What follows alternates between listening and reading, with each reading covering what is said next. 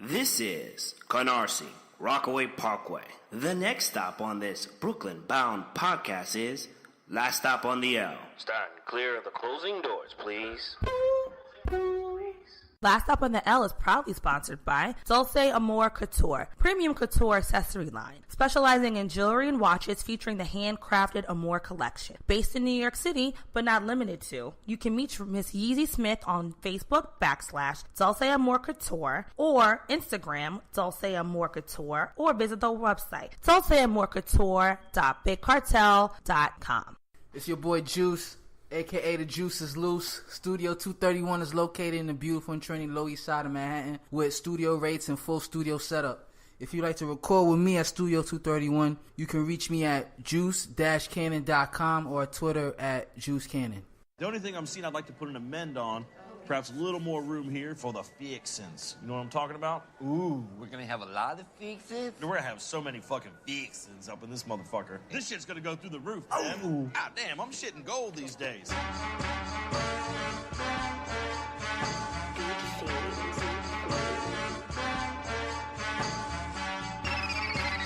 Soldier Boy Dre. Oh, we made it.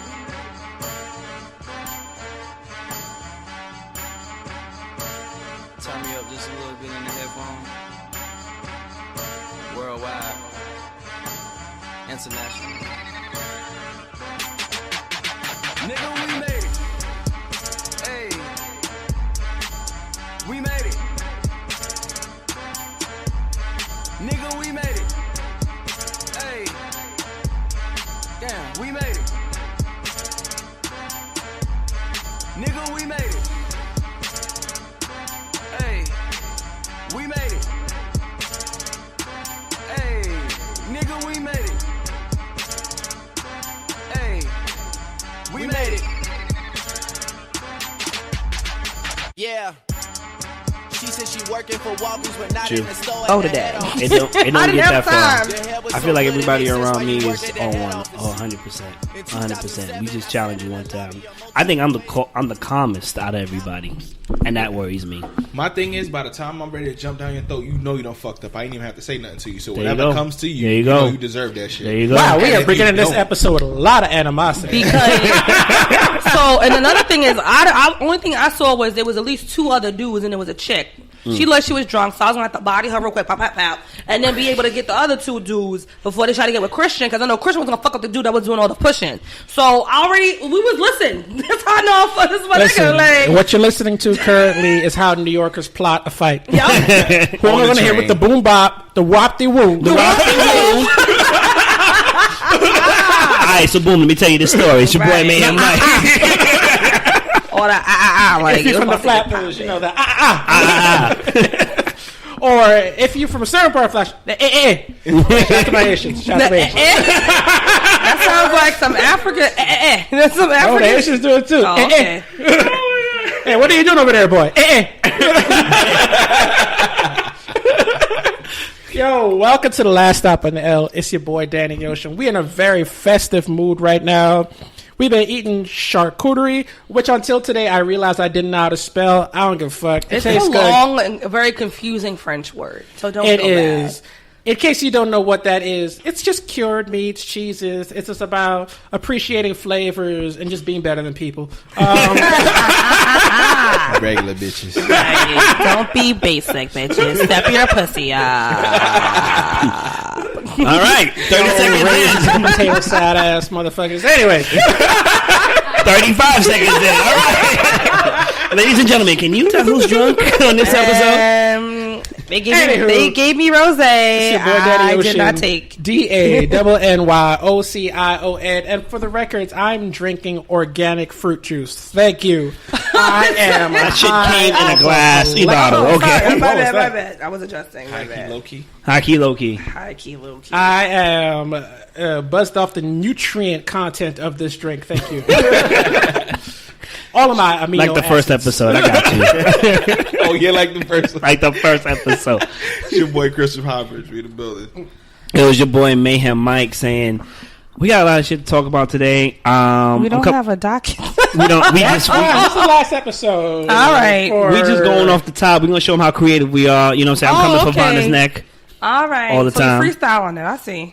All right. I can do that. The first thing I want to talk about is your boy Shiggy. Did y'all see Shiggy on Instagram? Wait, I didn't introduce myself. I didn't say I'm the chick. Oh, I'm so Continue. sorry. So Shiggy. Wait.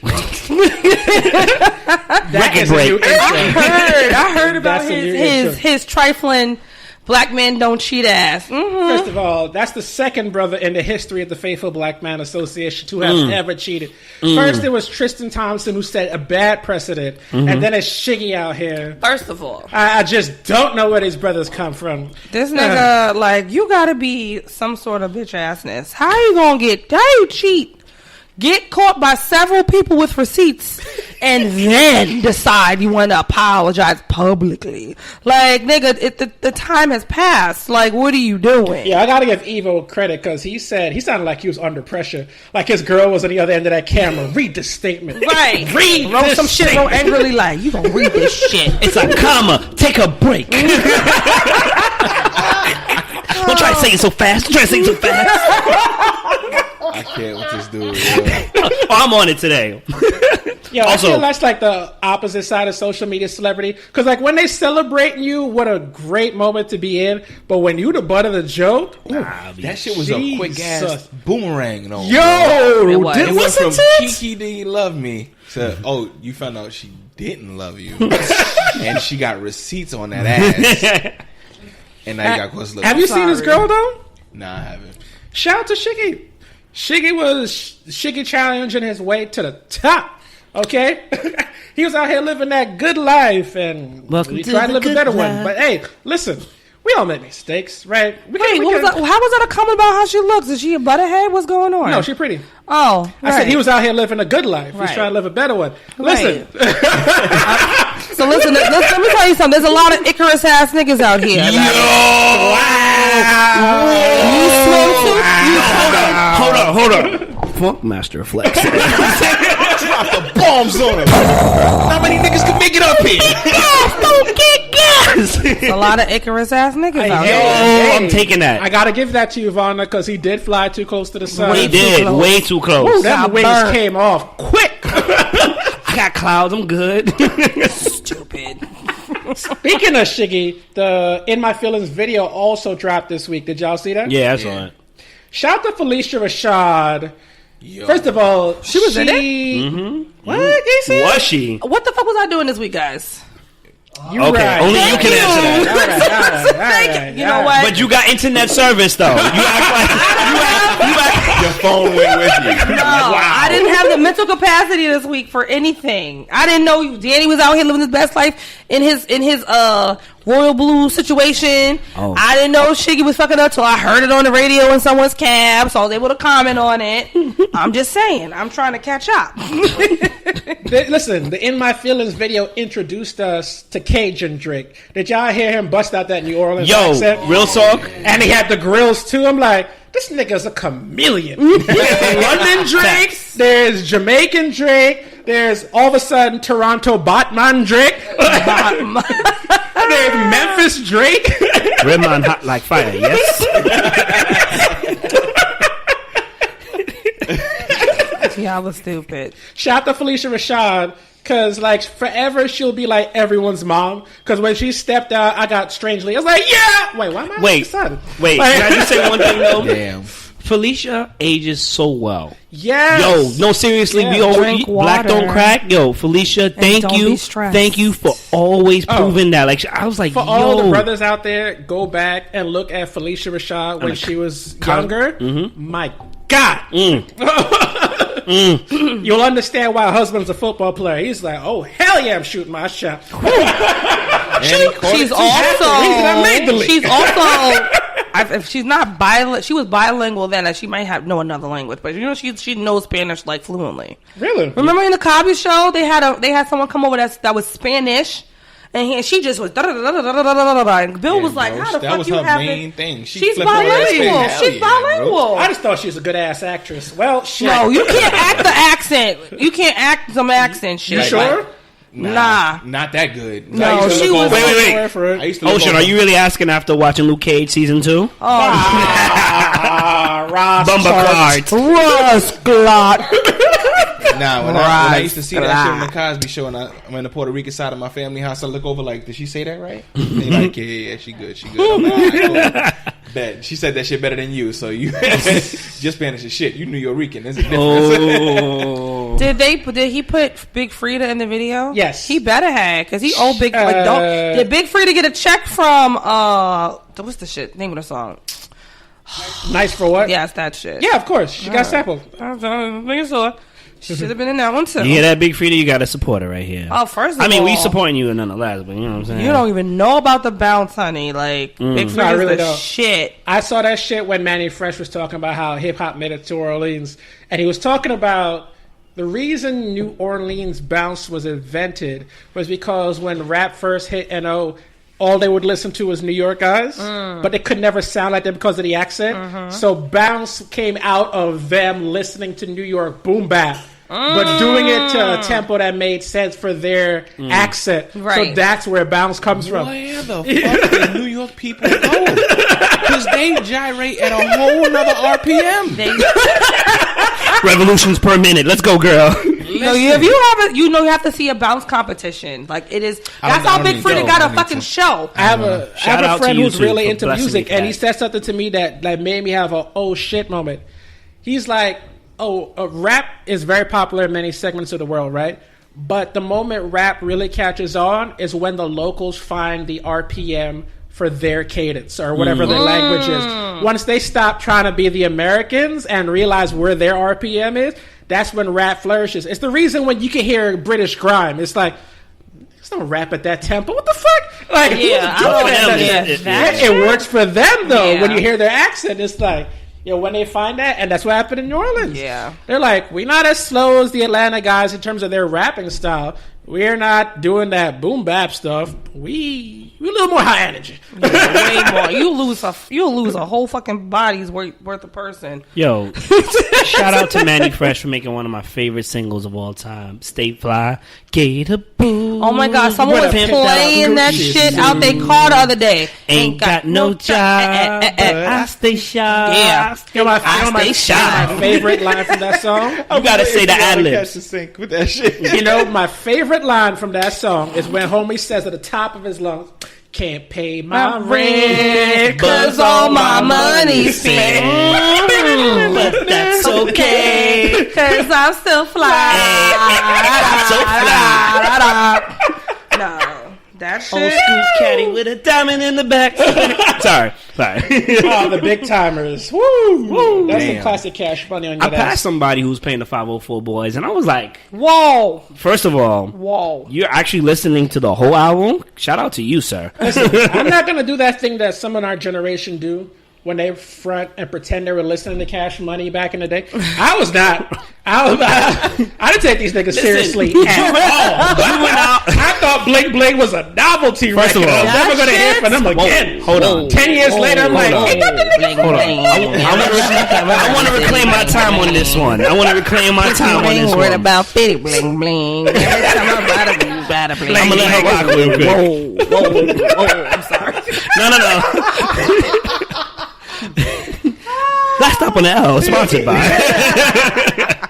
I want to reclaim my time on this one because back when I told Danny Ocean that the South was coming out, he looked at me like I had grown 2 heads. 2 motherfucking heads. You have to understand, he's telling me about the dirty South in the height and the era of New York hip-hop crews. Scrappy. All that's coming through my speakers in my house is Diplomats, G-Unit, The Locks, D-Block, DMX, and he's just like, yo, we gotta listen to this T.I. record. I'm like, who the fuck is T.I.? Notice he didn't say The Locks, because that's a different era. D-Block. D-Block is a whole nother Super Mario. Listen, I was a D-Block fan. Yo, when J Hood said, I never got bullied, I'm the first nigga you see with a bulletproof hoodie, that was my spiritual in 10th grade, okay? He's singing D-Block hymns in 9th period. Facts. No. Facts. I went to high school with him. No. I'll be at lunch just randomly bust out a Styles P-Ler. That's why she said you never smiled, bro. You was listening to D Block all day. That makes sense. Real niggas don't smile. That's why. I didn't know. And my favorite rapper D Block was Styles P. Damn, yeah, nah. Gangsta and a gentleman, son. Ghost. A hot mess. He will make you want to hurt somebody. Styles P said, "I'm always that, I'm always this, but the flow stay nasty like hallway piss." Come on, son. Anyway. Nah, son. A lot of people pretend that they were listening to like the Dirty South artists, like the 500 Degrees records, and I'm just like, that shit whooshes over me. And I try to go back and listen, but it still whooshes over me. But here's something that I acknowledge as an adult that I didn't as a kid. Manny Fresh produced all of those things from top to bottom. Yeah. And the fact that his name don't come up in the greatest producer conversations, that shit is like, he built like a whole area section, an entire catalog from multiple MCs in a region is one dude in a decade. In a decade, like that's insane. And then his reach was national too. Yep, everybody had a Manny Fresh beat. 500 Degrees sold 5 fucking million copies. Like that's insane. So shout to Manny Fresh. It took me as an adult to realize how fucking talented you are. I always get comfortable like this. Even at work. You ain't seen nothing. Damn. Ladies and gentlemen, Vonna says she's laughing at me because I got my shoes off. Let me tell you what I do at work, right? Because you'll never know what I do. If I worked in a white-collar building, my hard shoes would come off. If I worked in a construction job, when I'm on break, my shoes would come off. I'm sorry. My shoes come off no matter what. To go back to your point, bro, I'm just going to say this. Manny Fresh was dope. I think he's out of top 5. He's definitely top 4, if not top 3. You know what I'm saying? For sure. I still oh my God. Can we talk about Timbaland real quickly? Oh my God, I love Timbaland. I love Timbaland. What's the hardest beat you've ever heard from Timbaland? Ooh. Grown Woman by Beyonce. Okay. I just listened. First of all, I had a moment on the train. I was watching because there's not a song for like a single. It was on Beyonce's album, but it was a video only. Yeah. So if I wanted to hear the song, I had to watch the video, and I got teared up. I was like, "That's me." I was like, "I am grown. I'm the shit." So, and I heard him, and what part he came on, and I could hear his voice in the back. I was like, that's right, Tim did produce this shit. Whenever I hear that fucking song, I just want to automatically just start doing all kinds of shit. The way you brought me back right now brought me back to the second generation iPods or third generation where you had to have the video iPod and it came in color and all this other little click wheel every now and again. Yeah, you brought me back to that. I think Timbaland's best beat. Don't get me wrong. He's had a lot of great beats, even with like Justin Timberlake. He handed Justin his career. He said, "Here, nigga, be great." Him and Pharrell handed Justin his fucking single, his solo career. I still think Timbaland's best beat came out of nowhere with Aaliyah's "Are You That Somebody?" Oh hell yeah! Boom, boom, boom, boom, boom, boom, boom, boom, and it go. All that extra shit. And then the baby laugh. Yes. Okay, what was that song that we were listening to? Because I'm trying to find it right now. And I told you that shit was it had the Godzilla fucking sample and shit. Dun, dun, dun, dun. What's so different? Yeah, what's so different? Like the fact that he can make a whole goddamn beat and throw Godzilla screaming. You love me, but at one time you loved them. So what's so different, baby? If you wearing my shoes, would you? Yo, that shit? No. That beat is hard. That was my favorite. I still stand by. Are You That Somebody? No, that Are You That Somebody is the shit. I also like Fat Rabbit on that Fat Rabbit. Yo, let me touch it. Let me touch it. Let me feel it. Let me feel it. Let me grab it. Let me grab it. Fat Rabbit. They don't know what you're talking about. You don't know that shit. I failed him. I'm not gonna lie to you guys. I failed him as a friend. I'm sorry. That's the second to last song on Ludacris's album. Oh, back for the first time. Yes. Okay. Again, I had Luda bodies on the record. Nigga, you wildin'. I was not listening to you. I was giving the thumbs up at my age to that song. Yo, that song. That's what the record was for. Sin Sema. Listen, who got the keys to my bima? Oh my! That's where I came in. Luda, no, I can't do it. Beanie Man. Oh, nah. Again, I reiterate, the same niggas I came up with now, the same niggas I'm cool with when I was younger. All these niggas don't dance. Fat Rabbit came on, we posted up on a wall, and we got molested. I'm telling you, there's some ratchet ass songs that just bring the inner freak out of girls. It's like, I don't know this nigga, I'm gonna see him. This is one. Like I'm gonna see him. Judah Brown, yes, but after a while, I got tired of that. Going to rice parties and hearing that shit. That's the last song. I was like, all right, I'm done. Cash Money representing for the night. For those of y'all that don't know, she was talking about Rice High School, the failed Harlem Catholic school, because they were the rivals in my high school. The archdiocese was like, nah, nigga, we don't need your school no more. Cash Money representing for the 9-9. A lot of them got their asses beat after basketball games. They were the pretty boys. They were pretty boys. Listen, I'm going to be real with you. Also, proud Canarsie graduate. Why you gotta come for me like that? Because you graduated from South Shore, so that was your choice. Nah, fuck that shit. No, we don't talk shit about South Shore. South Shore, first of all, we can never play games against South Shore because there were always fights at the end. Boosters, cheerleaders, everybody was fighting. Second of all, South Shore always was like, oh, we better than you. But y'all come to us for your night classes. Get the fuck out of here. Canarsie High School's fucking humongous. Like, South Shore is bigger. South Shore is way bigger. When I was walking with my then boyfriend, he took me around that area. I was like, nigga, how big is this fucking high school? This shit's huge. It's ridiculous. It's out of control. It's out of control. My Timberland song. I like laughing at this inside joke. My Timberland song is Put You on the Game. Let me put you on the game. Yeah, I don't know that one. Who sings that? The game. The game. Oh. The game. Hard pass. Put you on the game. Let me put you on the game. Another one. Let me put you on the game. How about Drop? First of all, we only know that song from what's that damn movie now? No, it was out way before that. But it came popular even more so. That's the thing. That's the bullshit. That came out way before you got served. I'm not saying that's not what happened. I'm just saying that dancing came on. Breathe in, breathe out. Yes. I did a dance to that fucking song every fucking year. Who did it? Yo, no, I like several times. I need to know, I need to know what's like the hardest Timberland beat for real, because I still maintain, and I know we got listeners listening. Definitely let us know, but I still maintain that "Are You That Somebody" is number one. Hold up, I got another song I have to mention. Hot Boys. Hot Boys. Oh hell yeah, baby, you got what I want. Then you had the remix with Nas. I can hear that beat. That was Shiny Suit era Nas. That was Shiny every day,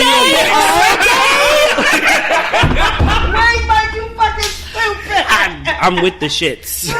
Yo, listen, I know Nas got all conscious or whatever, but Shiny Suit era Nas had some gems. Yo, that's you can hate now. Thank you. When he poured out Cristal in a mink coat on a mink rug, I said, this nigga living his best life.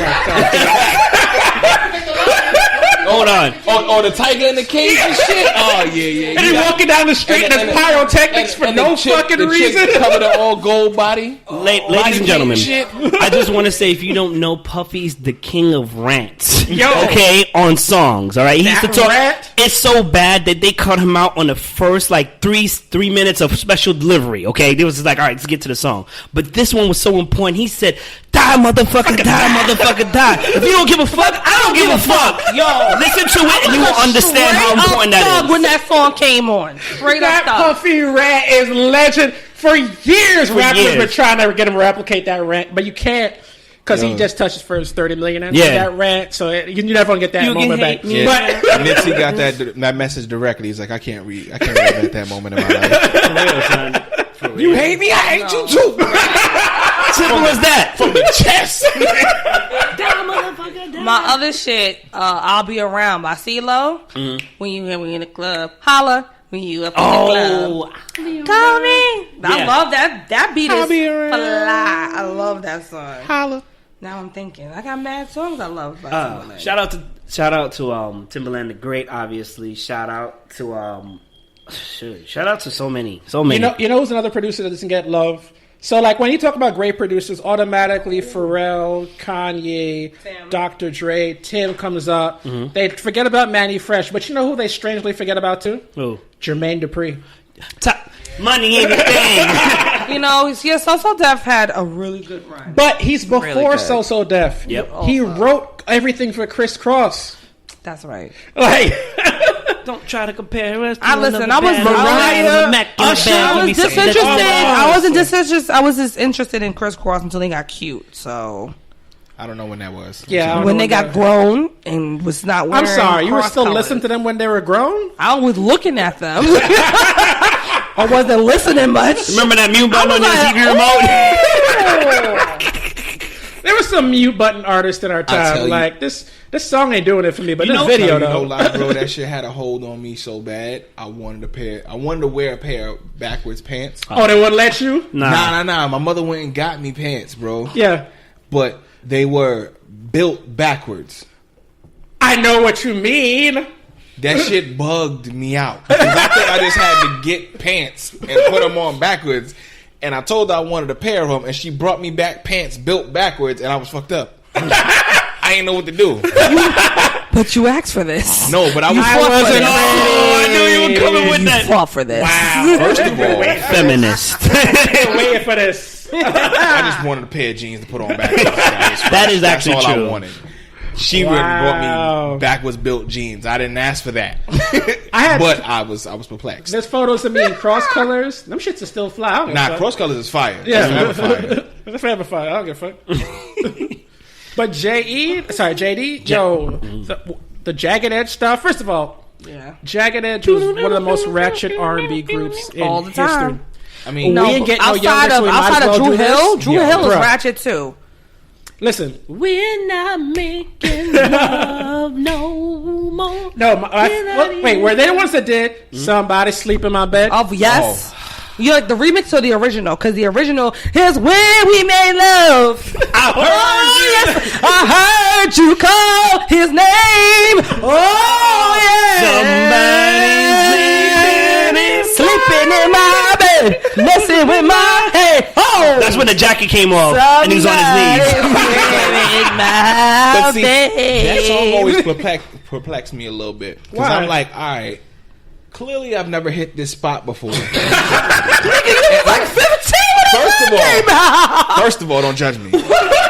I'm trying to make sure I don't get caught in the same predicament as he did. There's lessons to these songs.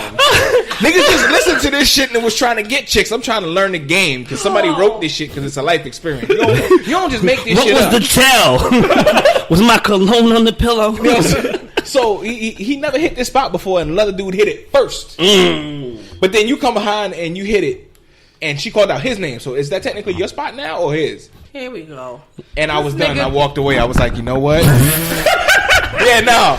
Oh, damn. Knocked the damn mic off the stand. She was ready. She was like, let me tell you about this spot, boy. I'm going to take this. That was science-based. Ladies and gentlemen. The whole comeback up. I've been on the last stop on the L for such a long time now. I done synced it all. I done synced it. With and without Johnny Walker. First, she hit a high note. Everybody. Well. Then she fell off the chair. Amen. Okay. She almost did that more than once, but we ain't gonna talk about that. Wow. And then, let me tell you, the Spirit of God, the Spirit. Let me tell you about that Spirit. Let me get the organ. The Spirit said, "Grab this mic, runner. Grab him." And she grabbed with the force of God and walked out. Was it the left or the right hand? Because Jesus on one. I'm gonna sit down. I don't think you ready. I don't think you ready for what I got to say. You don't want the word. Yo, you need the organist in the background. You want the letter. We need an organ. The organist in the background. Yo, shout out to Chris. Our bridge. I'm gonna get my little 2-year-old nephew on the background organ. It's over. Billboard released a list of the top, I think, 200 Billboard Hot 100 songs because the actual list is 65 years old. And as I was going through that list, I realized there's a lot of songs that when I hear them now as an adult, I just think, y'all niggas is wrong for this shit. You's a trash person when you wrote this. You's a trash person for singing it. Like The Boys of Mine, right? Everyone's just like such a cutesy duet. I'm like, No, it's not. It's trifling. This is just a messy Jerry. It's very messy. Yo, it's very messy. And I was always conflicted singing that song because my thugness was like, I ain't fucking fighting over no nigga. What the fuck I look like? But all my friends like they always used to figure out battle who want to be Brandy, who want to be Monica. You need to all the get time. it. Yo, I never liked Brandy singing at that time. I'm being real with you. Even when she came on the Rugrats, I didn't like. You didn't her like Brandy? I didn't like her. I didn't like Brandy. Like I tolerated her to be real with you, but I didn't really like her until sitting up in my I didn't tolerate room her until after. Was it after she had her first child and she was like full moon? I ain't even gonna front. I was just listening to that song. I ain't even gonna lie. Yeah, that's it. Shit. That was it. Everything else was Brandy. like, nah, I'm good. I like the song that's just me. Did with Kanye. What song was that? The more they talk about our love. Oh, he was on the song. Yeah. I think I purged Kanye from my mind. That's a single. I'm sorry. That's a single. I apologize. I don't think. I remember that at all. I'm sorry. Mixtape Kanye? Might have been mixtape early. That was relatively early. Was that around the time after he worked with Keisha? Keisha? Sweetest. You don't remember when I call you Reese's Pieces? Yeah. There's no wrong That way sounds to do so what. familiar. What is that? That's back when he started dropping those lines like number one baby girl, you and me. Oh my God, that song? Wait a minute. Yesterday I was half the man. You see, baby, that's because you the other half of me. You number one hits on a lot of the charts. I'm a FedEx my love and like you signed for my heart. One I keep you dumb fly. They fresh to death. You like after death. Jesus and Nazareth. That song? Yeah. I love Pharrell. Sorry, Kanye. I'm a big Neptune's fan. Yes. So. Number one star. That's how you got me to listen to an album. Neptune's produced it. I'm in there. You doing speaking of Snoop Dogg songs. Speaking of ignorant ass songs, what was that shit? The first song, Lap Dance. Why was I singing that song? Bam. Why was I singing that song? I'm an outlaw. No. Everybody standing on the line for the bathroom. First of all, the fucking You got remix $100 with bill. Look at you. I didn't know what that was about. First of all, because my non-drug taking ass, I was like, why are they on the bath? Why are you on the line for the bathroom? Hey, well, we always have to pee in the club. Would you like some? It's like, yeah, we're always in the line in the bath for the bathroom. That's very true. That's accurate. All little Twinkies got just the looking right at one. you like, Like, I ain't doing that. But How yeah, about put the this? C's fucking thing on that was fire. I First of know all- that I'm carrying on. Never mind. Oh, if- fart. The song they wrote for Beyonce? Yes. That was for Beyonce? That was for Beyonce. I didn't know that. Pharrell wrote that for Jay-Z for Beyonce. yeah, that was his introduction to like, yo, I'm fucking with you now. Like, Yep. That makes That sense. was his coming out song, basically. Mm-hmm. Every time your name was brought up, okay, that makes the verses make more sense now. About to learn you, Danny. I'm gonna learn you. Big crit. Oh my God. I just appreciate jamming. some Pharrell though. I love the fact that he got his start in Rum Shaker. Yo. Check your rump shaking. Ain't nobody in Listen, do you guys know how weird What were you just Pharrell's singing? musical catalog Take your is? rump shake. No, that's something else. That's ludicrous. I Oh said, wow. My Do bad. y'all understand how Too much. weird Too much sauce. Pharrell's Hey. musical catalog is? It's all yeah. over the place. He has a hold his in Japan. biggest hit in his career is Happy from the Minions movie Absolutely. soundtrack, right? But he also has records with Madonna Yep. that are big international hits. And Tokyo he produced Boys. nearly every song the That's Salt Clips Shaker. ever did. So he got Money Grinding, Maker. One of those. Happy, and like whatever. You the ever fuck heard of the Madonna did. Tokyo Boys? The Teriyaki Boys? Oh, shit. See, Teriyaki look, you got what I Boys. got. I'm There a you go. Pharrell Good luck. fan. Don't come at me with this. Oh, I was too broke Uber for everywhere. Bathing Ape, but I was still reading the magazines, trying to. Oh my god! Thank you for reminding me. You had to come to Jesus moment. Come on. Let's go. Did y'all see the Drew Hill reunion tour photo? No. No. No. How hit is no? No. No Kill's not on there anymore. They reunited as a group. Oh, shit, They all of added them. 2 members, some other R&B Yeah, some group. random group, That yeah. doesn't matter. In the photo, they photoshopped Homie's sneakers. No. One of the members of Drew Hill has photoshopped white Air Nikes in his sneakers, and it's so out of place. You're like, the fuck is that? How cooked were your shoes? Niggas had to do you a favor. Niggas had to whiten your shit. Had to cut and paste your shit. Damn, you got the 1995 Microsoft Word cut and paste. Yo! With the word art. Pause for receipts. The paper cut showed up to help. Pause for receipts, please. Pause for receipts. Yo. I'm like, we should be laughing at our legends, but why are our legends doing this to be laughed at? Wow. I don't understand. Wow. Let me see that picture. Wow. Why my son photoshopped this fucking shit? It gets better. Wow. If you look closely at the image, they obviously photoshopped other things because Cisco has 3 hands. I don't know what's happening. I don't know who did this. But when your publicists let this go, they don't love you.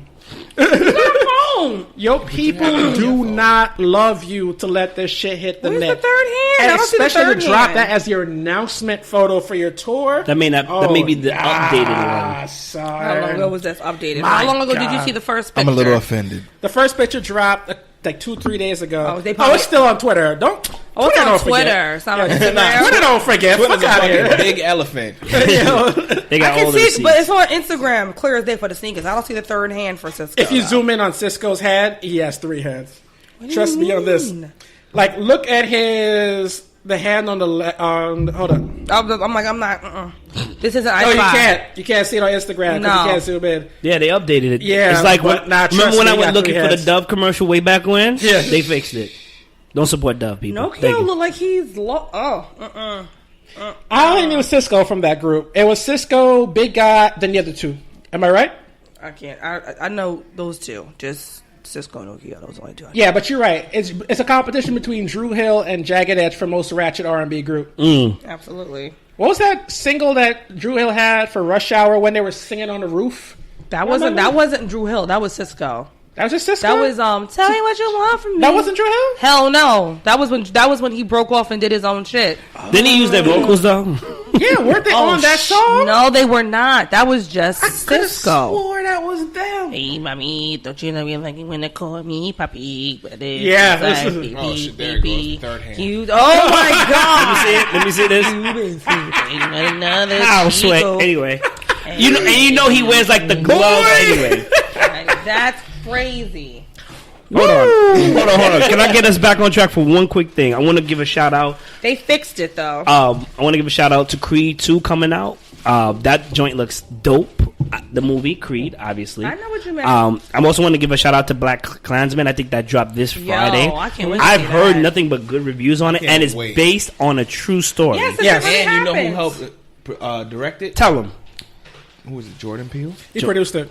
Yeah, produced it. There you All go. right. You know who's a star of Black Klansman? Yep, that's the dude from Shut Up, Don't Tell Me, Shut Your Face. I know. Shut your He's face. from Ballers. That's all I know him Yes, but do you know who he is? Some cute black guy. Oh, that's Okay. Denzel Washington's son, right? November. That's right. That is. The That's fro got right. you. Chocolate. He's cute had an black interesting guy. life. Yes, Because he has. went to Morehouse, played in the NFL for a while. Oh, he really played in the NFL. No, he played in the league for real. And then he had what I like to call the rich man's epiphany. Fuck am I doing? I hurt myself. I'm out. I like not having concussions, nigga. Get this bag and they're going to figure out what I'm going to do for the rest of my life. Fuck out of here. Oh, speaking of which, shout out to the Miami Dolphins. Kenny Stills and a few other players. I apologize for the names They on the took top the of my knee, head. right? They need this week. Shout out to Marshawn Lynch. My son said... I love Marshawn Lynch. He sat down and was snacking. Straight just out. I think he did it on purpose because he sat down and ate a banana. He's like, y'all going to be racist. Well, I'm going to give you some ammo. Oh, he would totally do that shit on. I love Marshawn Fucking Lynch. Oakland. I love him. That's pure Oakland shit. I love him. The Cheeto in chief is calling for their immediate suspension. Local Florida police unions are encouraging their members to sell off any tickets and not buy them anymore. That's and fine. they've also pulled their discount to Miami You know what's Dolphins crazy games. about that? You know what's crazy about that? This is a fucking peaceful PBA. protest, right? This is a peaceful protest. It's just a protest, right? cares? It's a peaceful protest. But didn't the Ku Klux Klan just march down some streets the other day? Well, today actually. Oh, Today in DC? Today is what day is today? The 12th. Yeah, today is the 1 year anniversary of Charlottesville. Of the Charlottesville. So they had an anniversary march But I can't kneel. in DC to celebrate, white supremacy. The fuck boy shit that they Just did. FYI, the march didn't go as planned because they had their rally, but they were dramatically outnumbered by people who wanted all of the smoke. First of all, goddamn city electronics too. They're like, them tiki torches ain't gonna help you today, buddy. I know they were trying to plan like a special police escort for them for their safety. They were trying to do some shit with the They're trying to get metro them system. special train car, and then to get them the out whole of union safety. was like, "Fuck out of here." Yeah, fuck out of the here. MTA union is just like, who driving that train? They better push that shit. Even Uber capitulated. Uber waived this policy and said if the drivers don't want to pick up white supremacists, we're not going to penalize you. Yep. And the driver's like, you thought we were going to pick them up? As soon as they roll up to that scene, I'll take the fee. Thank you. I do want to say, watch out for Sanaa Lathan's series Napoli Ever After, September 21st. It's a series? I thought it was a movie. It's a series. It's a movie on Netflix. It's a series. Hold on. I thought it was a movie. I thought it was a movie. No, I'm wrong. It's a film. Okay, I'm wrong. I'm wrong. often cool. Okay, just shout out to Sanaa Lathan. You just want to get me back because you dropped two shit? All right, cool. Okay. Shout out to Sanaa Lathan. Do I need to say any more than that? Love and basketball. I said just shout out to Sanaa Lathan because Although, she's Sanaa Lathan. can we just admit that guy in Love and Basketball was an asshole? But anyway, wait, hold on a second. What you mean? The guy was literally playing with her Omar emotions. Epps. Omar Epps, Yes, agreed. Yeah, he was playing with her emotions. Like, yo, don't get me wrong, it's a dope movie, but when you realize, oh my god, he's not the greatest of black men. He's not the greatest in that movie to represent black men who are faithful, loving, and kind to black women and supportive. Oh, how could I forget that? As a kid, I saw that movie from his perspective. Because you have a penis. Oh God! Wow. Okay, let me finish, please. As an adult, I see that movie from both perspectives, and I realized that he wasn't emotionally mature. Because that decision when she wasn't there for him, it's like, it's not that I'm not being there for you, but I also have gotta live my own fucking life. Yeah, but he's just like, fuck you, I'm gonna just move on. Well, fuck you too, nigga. Bye. Speaking of which, though, from her to Tyra, I see you, player. I'm not mad at that. I understand. You were still wrong, but I understand. Anyway. Ain't she? Good movie, though. It had so many legendary black actors in it. Very. They had a young Kyla Pratt. Yes, it did. Who was my honey boo at Alfred the time. Woodward. Woo! Woodward was she still in can it. get it. She on tour right now. Kyla Pratt's stage on tour. She's doing the stage play of Set It Off. Oh, that's right. Kyla Pratt ain't aged. She still looks 16. She looks like she's still on one-on-one I right still now. want to go one-on-one. What the fuck? Anyway. You the stepdaddy. I'll color my hair. You can call me Arnaz. What's up? You ain't my daddy. Shut up. You ain't my daddy. Shut up. You ain't my daddy. Shut up. Well, she like 2 or 3 kids deep. Yeah, Nah, 2 she or like 3. one, right? Nah, She has like 2 or 3, honey. bro. Look, he's okay. like, you ready to be? That's why you said stepdaddy. Daddy. He don't care. Listen, as a man, I know that if you're dating a woman with a child, you have to seriously consider that as a possibility.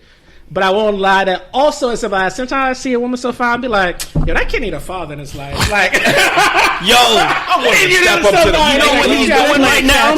He's pulling the Ving Rhames in the Baby Boy scene. Oh shit! You want some eggs, little nigga? Exactly. My man Chris, always with the setup. Gotta alley-oop that ass. Oh my gosh! Shout out to Ving Joe, Rhames. Ving Rhames is such a dope actor because I totally believe his character was putting it down on Jodie's mom for sure. Yo, First of all, can we acknowledge that Jodie was the most trifling man? I was in, just thinking about this movie so today. trash. Literally just thinking about this movie today. Except when it came to Snoop, though. Let me smell your dick. Taraji. He like, go ahead. Yo, I remember at some point in that movie, you watch it over again, you're like, yo, Taraji, your choices in men is trash. But if you're cruising through this garbage pile, Snoop Dogg character, I mean, is this really a competition? Like, this nigga fresh out. Like, ain't nothing to go with. But you understand where Snoop was willing to go to try to keep that, though. Yes. Not to kill a nigga. Yeah. No, thank you.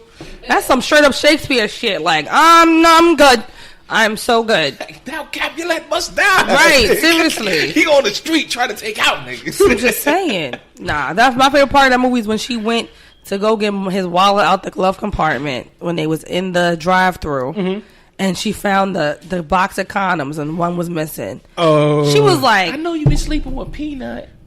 what the fuck is this? And he's like, what you mean? And the lady in the fucking drive-thru was like, she's like, what the fuck you looking at? I was like, yes, Taraji. He my shake, bitch. Get my shake. That's exactly what she said. Get my shake. Yo, that part? Yo, you know what movie? Like, you know what part of that movie emotionally scarred me too? When Omar Gooding was knocking niggas out. Yeah. I'm like, yo, TJ homie went left. His whole life. This little nigga got heart. All right. Come chin up, little nigga. First of all, everyone was I felt for him though. Everyone was shocked to see Omar in that way. Everyone, because I was like, that was this is Omar from Wild and Crazy Kids. What the fuck is going on? Wild and Crazy Smart guy? Kids. Yeah, that's fucking what is it? Hang with Mr. Cooper too? Yeah. Son. That nigga, he was like, yo, I ain't grew up to play ball, nigga, so I became a thug. Shit just went left. I don't know. Yo, this shit is hilarious. Maybe because I'm a thug. Yeah, but All day, every day. I'm a thug. That's right, you heard. I feel if you ever meet a dude, ladies, here's some friendly advice. If you ever meet a dude that they don't already know, says Jody is his favorite movie character, that ain't the nigga for you. That's not, it's a trap. Ain't the one for you. It's a trap. Run, run, bitch, run, get help. Yo, nah, but honestly, my favorite scene out of that whole movie was when Omar was talking to his girl and her moms. It's like, I ain't gonna call you a bitch because y'all been taking care of me. Y'all been holding a nigga down. I'm gonna call you unstable creatures. I was like, yo. That's part of that fucking conversation you had this week with a feminist, bro. Don't call us females. That's that was dumb. But that was a few years. That was a year or two ago. Listen, it happened. It's that still was relative. ridiculous. It's still relative. That shit was crazy. Unstable I read creatures. that. I was like, that's your new line. Revive that, Mike. I got I'm gonna call you a female. I'm gonna call you an unstable creature. I'll take that. I'd much rather take that. I know what you're trying to say, Easy, but I'll you take second that. that motion? She said that. Oh, okay. Since we talk about entertainment news, we gotta jump into some album releases that dropped since the long ass time we were gone. Right. YG new album came out. Anybody listen to that? I listened to half of it. Yeah. Yeah. It's not. Is it a Cali nigga vibe? You know, yeah. It's said, my mic dipped away on purpose. This is said, YG we're going good. back to his mixtape sound, which is how I came to him. So, like, I get it, but I like the stuff from the last stuff. I wish he'd built on that. Listen. But it works for him because it's still a YG record. I understand that he dropped his album. What was it? Was it this week or last week? Last week. I think it was last week, yeah. They were more focused on his fashion choices. He out here dressing like First of all, yes. Listen, I'm not knocking him for I'm not going to do. I'm not going to make fun of somebody that gives his home address on every record. That's what I'm not going to do. Wait, nah, man. He had 400 Spruce YG. Street. That's YG. where he lived. That's why he yelled YG 400. Right. No, seriously. Oh, you didn't know. You didn't know that? I thought 400 had something to do with Bloods. I was like, yeah, that's his block. That's his house address. He hangs out there. Want to come find him? He's dropping his Google pin audibly. That's like on his first record. He literally goes, "Where you from? Where you from?" I figured. T.P. What block? What block? What block? 400 Spruce Street. Like that's crazy. He a gang banging ass dad. Facts. He told everybody. Him and Tyler, right? So, oh my god. So anyway, yeah, not like his album dropped. I think I listened to like 2 tracks off of it because I was going on my way to work, and then it's like Twitter was just like, that's cool and all, but look at his fashion choices, and they were like, he dressing like he don't care, like he just, and I was like, I respect that. Who gonna tell him what different? He wants. Who gonna tell him different? That's my shit. That's another thing too. Yeah. Say I can't dress. I'm gonna fire off on you. So didn't YG do something with Tiffany's recently? Tiffany's? Really? I think he had a promo with Tiffany's. What other rapper? To Barney's. Okay, but there was another rapper that recently did a ASAP promo. Ferg. Oh, was that whack ass nigga? Okay. Whoa! Why you coming at Ferg? First of all, why? My opinion. I know. I'm so hold over. on. Ferg, if you listen to this, my G, you good on my side, bro. That's my opinion. I didn't say I didn't Brooklyn all day, every day.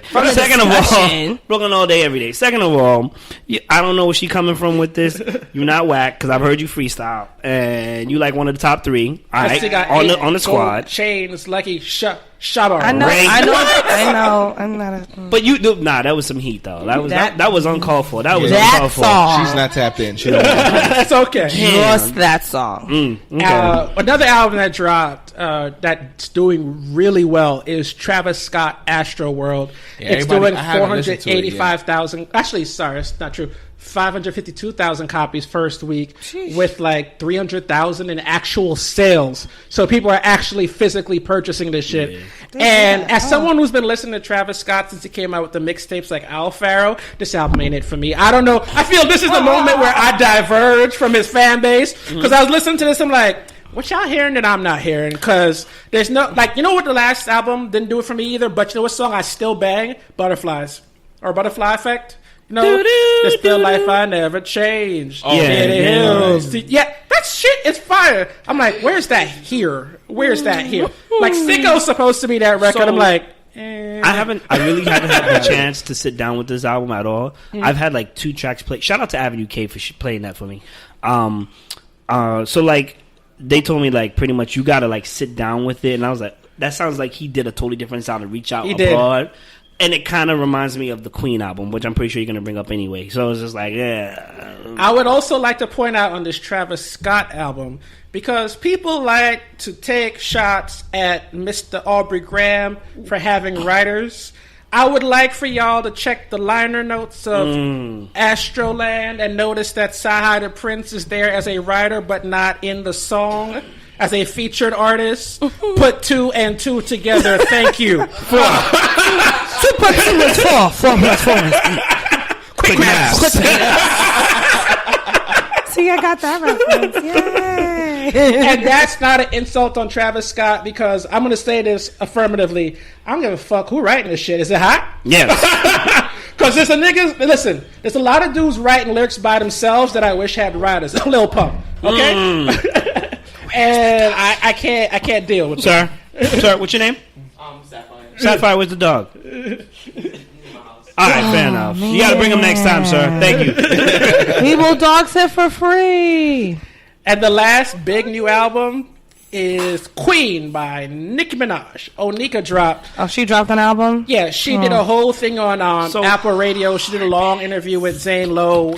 I listened to the record.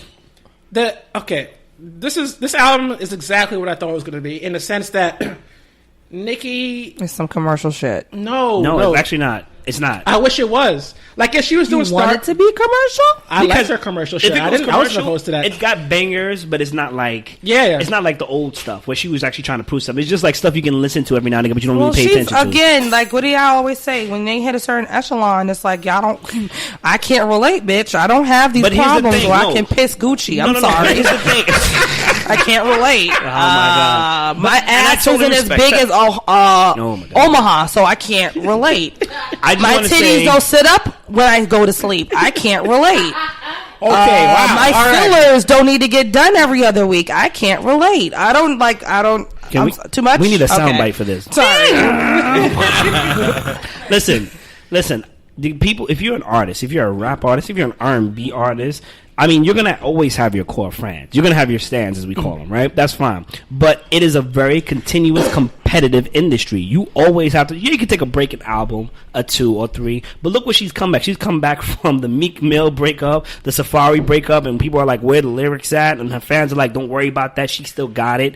You know, the whole Remy Ma thing. You know what I'm saying? So, like, she kind of... You know why she can't go down that road. Because she ain't got the juice. What the fuck? She ain't got the juice like that. It's undeniable. I mean, I just want to know if... Never mind. I'm not going to say it here. She has this record called Barbie Dreams, which she takes a concept that B.I.G. did back in the day, where he talked about all the top R&B singers at the time, about how he wanted to smash. So Nicki did the same thing in Barbie Dreams for the Top Rappers, and that shit's hilarious. I think it's the best song on her album. People took it a little too serious. They're like, she's not being literal, guys. Come on, what the fuck? Like, but it's funny. Like, there's some lines. But she did take a time to drop. Yo, there is some lines in there that had me dead, and I'm like, I hope you called Aubrey to clear these lines, or let him know at least before you came at his neck with these jokes. Because if I was Aubrey, I feel all sorts of fucking ways about this record. Now I need to hear. Hold up, I pull it up I put it up right now. But she talked a lot about in her interview with J-Lo leading up to the album how Atlantic was actively trying to work against her. So Atlantic thought that if they according to Nicki, Atlantic thought that if they created a rivalry with Cardi B, it'll help bring buzz to Cardi B. No, because if you remember, through Cardi's own words, Atlantic didn't originally believe in her. So when they saw that she started to gain traction, they started to do things that try to create tension so that buzz can build, because they know B sells records. And Nicki just thought that was foul. And she's like, she doesn't blame Cardi for it, but she thinks it's absolute bullshit that's the first thing that a label will go to when they have an artist on the rise. Right. Instead of just putting more money into the artist. Right. Okay, so here's what... Sorry to cut you off. I gotta tune in with that. Sure. Ladies and gentlemen, Juice Cannon. Yeah. Also, Dame Dash said on a Joe Budden podcast, he said that YouTube is paying for responses. So when they see that two artists are beefing and they're paying them advance money for a response record. To clarify that, Cameron even said that on the Breakfast Club interview with the Mace thing. He said YouTube gave him $80,000, so that's why he just threw that shit out there like that. It makes it nothing. They advanced him the money. And Cam needed it because he ain't got a pocket piston.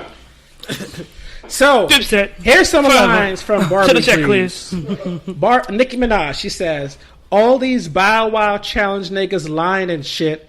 Man, these Fetty Wap niggas stay eyeing my shit. Drake worth 100 million, he always buying me shit. But I don't know if the pussy wet or if he crying and shit. Meek Mill still be in my DMs, I be having to duck him. I used to pray for times like this face ass when I fuck him. Man, Uzi is my baby. He ain't taking the L, but he took it literally when I said go to hell. Okay, that's all I can fuck with. See, I like shit like that. Like it, you know what it is? It's like I feel like in a way Nicki's teeter-totter between like really talking big shit and then being able to back it up versus her being palatable for a lot of different people.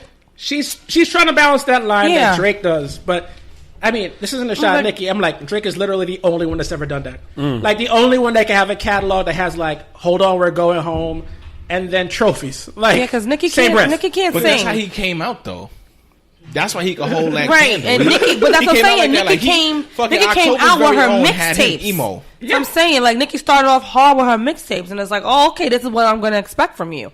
And then it trailed off as she got more traction, and then they thought, oh, let's make her, she wants to be a Barbie so much, she loves this Barbie image, let's go with that and run with it. So I got introduced to Nicki on, I forgot what magazine it was, but all I remember is a bright ass hoodie, bikini bottoms, and fat poems sitting right there with the lollipop shit. That's how I got introduced to her. So outright, she was sexual. Right. And she just went down that road. I'm not okay. You know what? And like her lyrical prowess, I was never really looking for. It's like, okay, you cute, you can rap.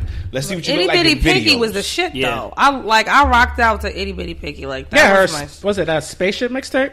Yeah, I think so. Yeah, that shit was fire. That shit was fire. And I remember all the features leading up to her album. Actually, it was on Beat Me. I think it was on Beat Me on Beat Me Up Scotty. It was on There Beat we Me go. Up Scotty. Yo, like to this day, all the features leading up to her first album were fire. We forget how many tracks she fucked up. Yo, that whole leading year, up to her, I was like, she was on there. Every fucking time I look, she's on something. She was on the Lil Wayne tutelage. She did the Wayne thing, came on every feature. Like I remember really respecting her when she got on the Monster song with Kanye, Jay, and Rick Ross. But that wasn't even the beginning. That was more so like I know what was the song she did, and I was like, yo, she is going in right now. My favorite Nicki record is from her first album when she did Moment for Life, and I like Moment for Life because it's a combination of all the best of Nicki. It's a pop record, with some very effective bars, and she's still being Nicki Minaj. Yep. Yeah. Like it came together well. And of course, you got the Drake feature, but you can take him off the track and it still works. So it's a tough record. I like shitting on him. That's a great record. Shit, that beat was fucking fire. Yeah. I listened through this album, and I'm a casual Nicki fan, so I listen to her albums differently than her hardcore fans. So they may like it, but as a casual listener, I'm like, this didn't really, as opposed to the hits I found on your other stuff, this isn't it. I don't know how it's going to perform. I don't know what the critical reception is going to be. But I'm not one of those people that wishes you negatively. So I hope you get back into that pocket where you out here ripping shit. And if not, you can fucking Lauryn Hill this bitch. Like, tour on your hits forever. We would unabashedly. I was just talking about Lauryn Hill. Shit. I was like, if Lauryn Hill... one album that she's been touring on for how many years? Because she's the catalyst. She's the catalyst for our generation, for the generation afterward. They know of her, but they don't know her like we do. You know what I'm saying? But you have to give her credit, though. That one album, though, was real fire, though. But you know what? I'm not going to nitpick at it. I'm not going to nitpick at it. I will say this. To my boy who's probably listening, she didn't make the Fugees, although she did help them out. Ooh, la, la, la. Right? Because he was always like, the score was just all about her. I'm like, get out of here. Like, Wyclef. I was about to say, the score's all about Wyclef. Right. He wrote everything. Game strong. Right. Right. And Prague. But anyway, I was just saying, like, if Lauryn Hill... First of all, if Lauryn Hill can actually get to her concerts on time, because everybody's... Lauryn doesn't want to make music. She's doing it because she has to. Yes. Which makes me feel really shitty. Because she has such a gift. I'm like, if she made out the Miseducation of Lauryn Hill Part 2, right? Do you think it would be a great album if they like really got her? My bad. They shot that down. It went whoop. It didn't even make it off the runway tarp. It was just like no. Why do you keep on playing? No, but it's true. Like if she took it serious, I think it'd be a classic because it would force her to be like, okay, I can no longer like borrow people's stuff. I can't just take influence. I gotta like really like deep down and show people I still got it. I'll tell you right now, in her own words, and that'll quell the whole conversation. It's funny how money changes the situation. Boom. Okay. You just miscommunication, complications. Damn. Yeah, like it ain't never gonna be the same. Anyway, let's move on to some positivity. Can we talk about LeBron? I promise school. Yeah. King shit. I respect. As a player, I think that he whines. I think you too big to be bitching up like that.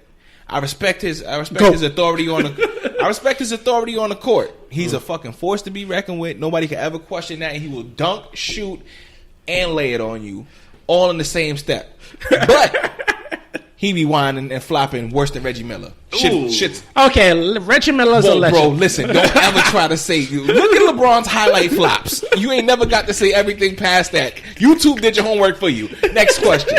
On top of that, he went to the Lakers. I was like, damn, this dude's all over the place, man. He's trying to get the bag. He's doing whatever he wants with his career. I don't know what he's doing with history, but he's making it as he goes. Fine, whatever. Then he did that shit with the I Promise School. Everybody else became second class after him now. Because there's a whole lot of dudes in the NBA getting max contracts, doing all this investment shit, making a hell of a lot of money. I remember when he came to the league, he basically took Kobe's sponsors after Kobe fucked up and he got all that Sprite money. It was like, all right, cool. Let's see what this dude turns into. For this to be almost a culmination of your career, you go into the Lakers and now you do this shit in your hometown after you left them? Crazy to me. Nah, the thing about the school, though, is that I like the fact of how much thought was put into it. So when he started the LeBron James Foundation, he knew he wanted to work with kids. But there was no plan to build a school. But eventually they built the capacity over the years to build a school. And it's not a charter school, which I personally like because I'm not going to get into that. It's a public school, so it's part of the Cleveland Public School District and have all the same standards. And then they provide a wraparound services. You know they've been getting at him, right? Since he took the public stand against 45 little minions have been trying to get at him, including the Cleveland hometown newspaper, where this one sports writer hates his guts and talked about how he's actually spending more taxpayer dollars than originally stated. And I was just like, man, you mad! mad? Big man. Big man. You big man. Oh, you mad because you have to pay for your kids' college and all them 1,000 little badass black kids that's getting in for free? You mad? And they probably gonna outshine your ass. Listen, I'll tell you one thing. All I saw after he said he was going to pay for their colleges, he gonna put every single dollar into making sure they all get scholarships. But hold up, if I think I remember the scholarship thing right, if he did it right, he did it smart. Because I think it's tied into the Akron University. Mm-hmm. So knowing LeBron, I'm like, he probably locked in that tuition. Y'all ain't going to... That tuition get the $5 billion on me. Exactly. I would do that. I'm going to lock this in now. When we come time, for it. that money going out. Now, when you said wraparound services, what does that completely entail? All the other things he's doing for like the parents. That's education lingo. Yeah. So wraparound services is a holistic approach to education. So it's not just your kids going to school, but you're providing them additional supports. Right. Because a lot of issues that happen in underperforming schools isn't solely tied to academic performance. Mm-hmm. Like a kid coming late to school because there's no heat or food or water running in the house affects academic performances. Right. So the school provides GED services for the parents and job placement services for the parents. Yeah, so it's not just enriching the kid; it's enriching the parents. And all the kids are kids that had attendance issues, particularly in the grade that LeBron had attendance issues. Because here's a true story about LeBron's life. The first time LeBron got a multi-million-dollar contract, I think it was from... I forgot who offered it to him. I think it was like $80 million. Someone offered him $80 million for something. And he turned him down. And then, like, his friends are like, oh, this nigga just turned down. And he's like, bro, if they're offering me this, that means I'm worth more. And they're like, okay. And that's a cool story, except... Hold up. That's a cool story, except... He left that meeting to go back to his crib, which was in the Akron projects. Right? So he knows that, like, yo, I could have been on a very fucking different path if I hadn't been interceded on, and that's what happened early on in his life. So that's why the wraparound services are provided for the kids in the 4th grade. That's why I got them the bike, because he said the bike as a kid gave him that freedom to, like, leave his neighborhood, because you're broke, you ain't got nowhere to go. So that's why he gave them all those things. That's why all those game-worn shoes are in the building. Nah, fuck that. How about if you look at... No, don't get me wrong. Give him his props. But it sounds like he's doing a lot more for education and kids than our certain leader of the free world is. Oh, did I say that? I'm sorry. Oh, you mean like Betsy DeVos? Who's out you want to go there and name names? Trying to make it easier for colleges to scam you. She actually changed an Obama-era rule this week. Obama required that those for-profit colleges help you get a job. She said they don't have to do that anymore. Wow. Bruh. I thought you went to college to get a job. Why would you not want to encourage them to? Wow. You know what? Anyway, let's go back to LeBron. No. But you know what? I'm listen. As someone who doesn't watch basketball as religiously as my counterparts here are, and I understand the kind of player he is. I've definitely seen him whine and complain. But you know what? He's still a talented player. You know, he's still a force to be reckoned with the new modern age players. 100%. I am tired of the conversation between him and Michael Jordan, but I understand that's always going to come up, like Michael Jordan and Dr. J back then. Right. This ain't a conversation no more, brother. Right. LeBron won. Okay, which is true. No, he did. Because now it's like times change, so do the rules, brother. Next step. Because now he's out here giving back to the community in more ways than some of our athletes, in more ways than some of our entertainers, in more ways than some of our, I'll say it, churches have. Oh, that's right. That shit? No. Let me tell you where I come from. Let me tell you where I come from my high pedestal. Let me tell you where I come from on my wide horse. Creflo Dollar ass. How about this? Private plane need Let me tell you. First of all, $1,000 for ties. How about that? I saw a meme. It was like, how many bodies of Christ do we have to have before we have a whole Jesus, right? that messed me up. Let me shout you out. First of all, technically, I made my sacraments. Although I don't follow religion like that, I made my sacraments, and I'm Catholic. All right, and I went to the school because I had a lot of questions. You know what I'm saying? They didn't answer any of my questions. Let's be real. St. Jude on what's that? Rockaway and Seaview. Damn, he calling him out. Oh yeah. Okay, that's cool. They can come after me. So like. All churches, when in time of need, like the natural disasters are definitely there. Safe haven. Yeah, you know what I'm saying? But as of right now, There was maybe about a month ago. There was a big car crash. Like these guys were speeding. And they normally speed around Rockaway Parkway in Remsen, and it like killed the daughter of this mother who was waiting to go home. All right, the city is just being the city right now. It's like, yeah, we'll work on it and all this other stuff. Shit. I'm like, what the church is gonna do for that? Because they get the money from the people there. You can implement a stop sign. You can do a neighborhood out program. They can do so much things for the communities that they don't do.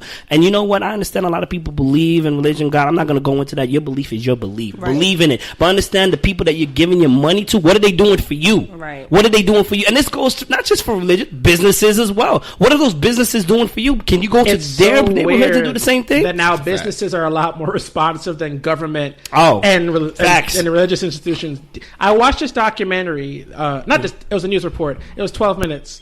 And I was so happy watching this. It was amazing. They followed all the Nazis that went to the Charlottesville March a year later, and their lives are trash. Oh. I had this big-ass grin watching this shit. Oh, man, your life is trash. I wish I could reach in this TV. Ah! You sour. I'll give you an example. There's this guy. His name is Matthew Heimbach. Matthew Heimbach has been garbage since he was a young man. In college, because he's actually in our age range, he used to organize white citizens patrols to protect the white women of the colleges from Highbridge, Mayhem, and my savage black asses. Because, we just got the fever. For dark-skinned women, yeah. So he went from that to organizing what was basically an attempt to create the Nazi actual party in America. And after Charlottesville, well, a few things happened to Mr. Heimbach, as this story alluded to.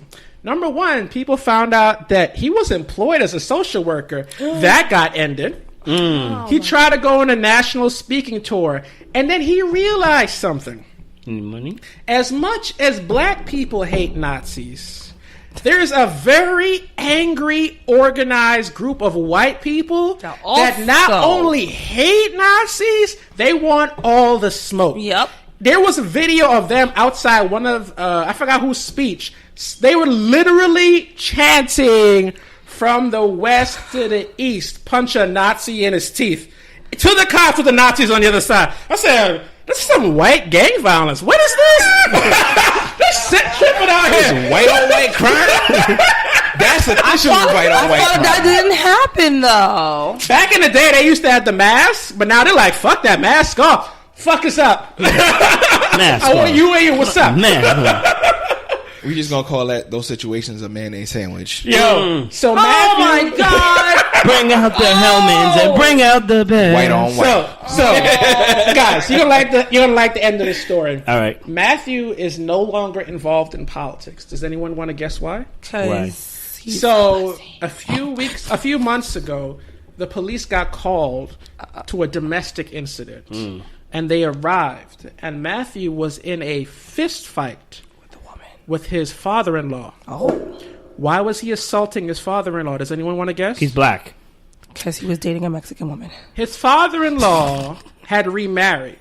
Oh, shit. Right? Did I actually get this one? His father-in-law, so follow me now. His father-in-law, his wife's father, had a new wife.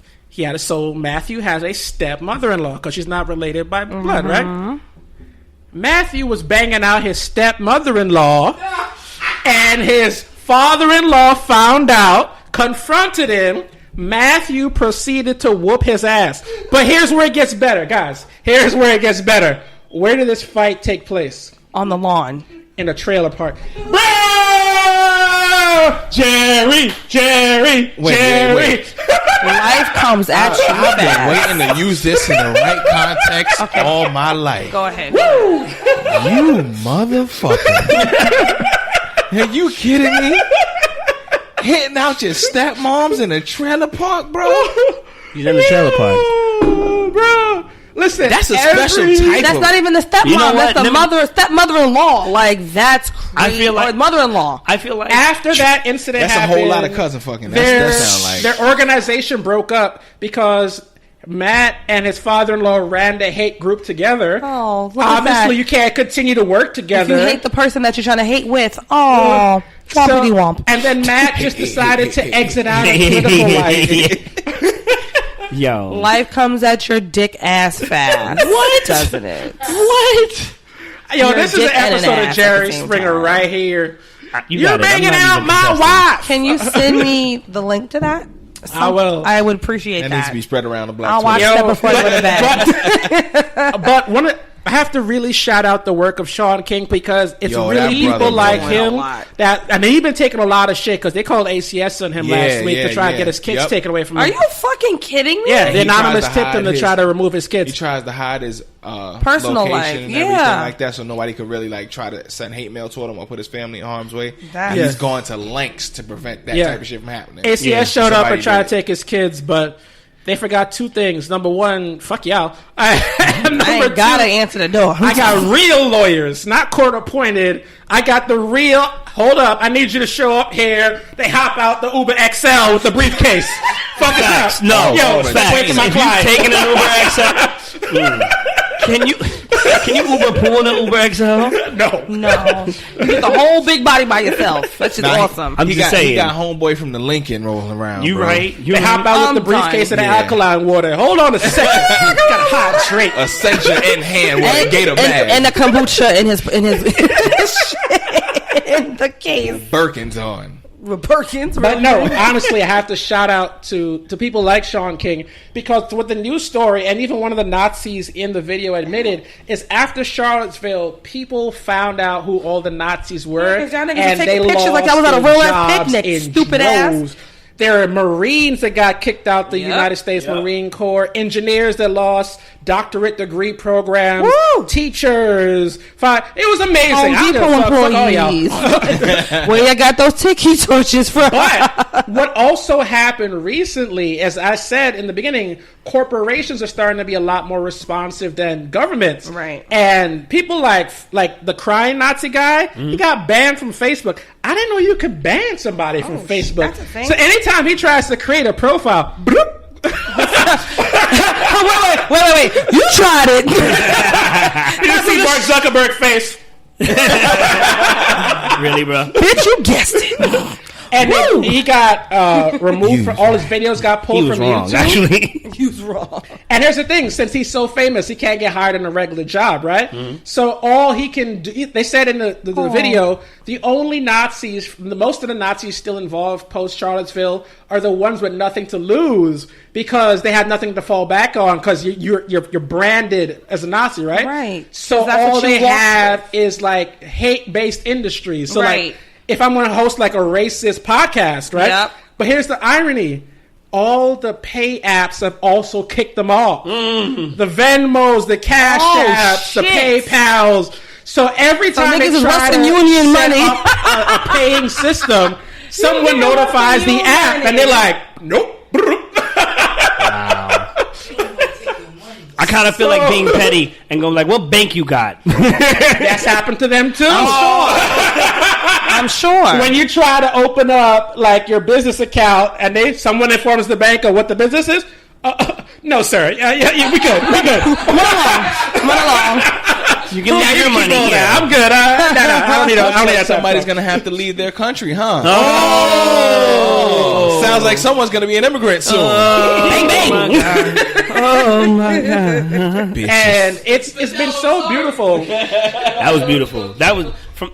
I appreciate y'all today on this show. Like y'all came through in a clutch more than once. Shout out to y'all. It's so beautiful to see how trash their lives are. Because there's this weird argument that some people are making that, like, for some reason, it's black people's responsibility to, like, be sympathetic and educate. To their hate. Listen. I'm good. You chose to be hateful. I'm choosing to live my fucking life. Fuck off.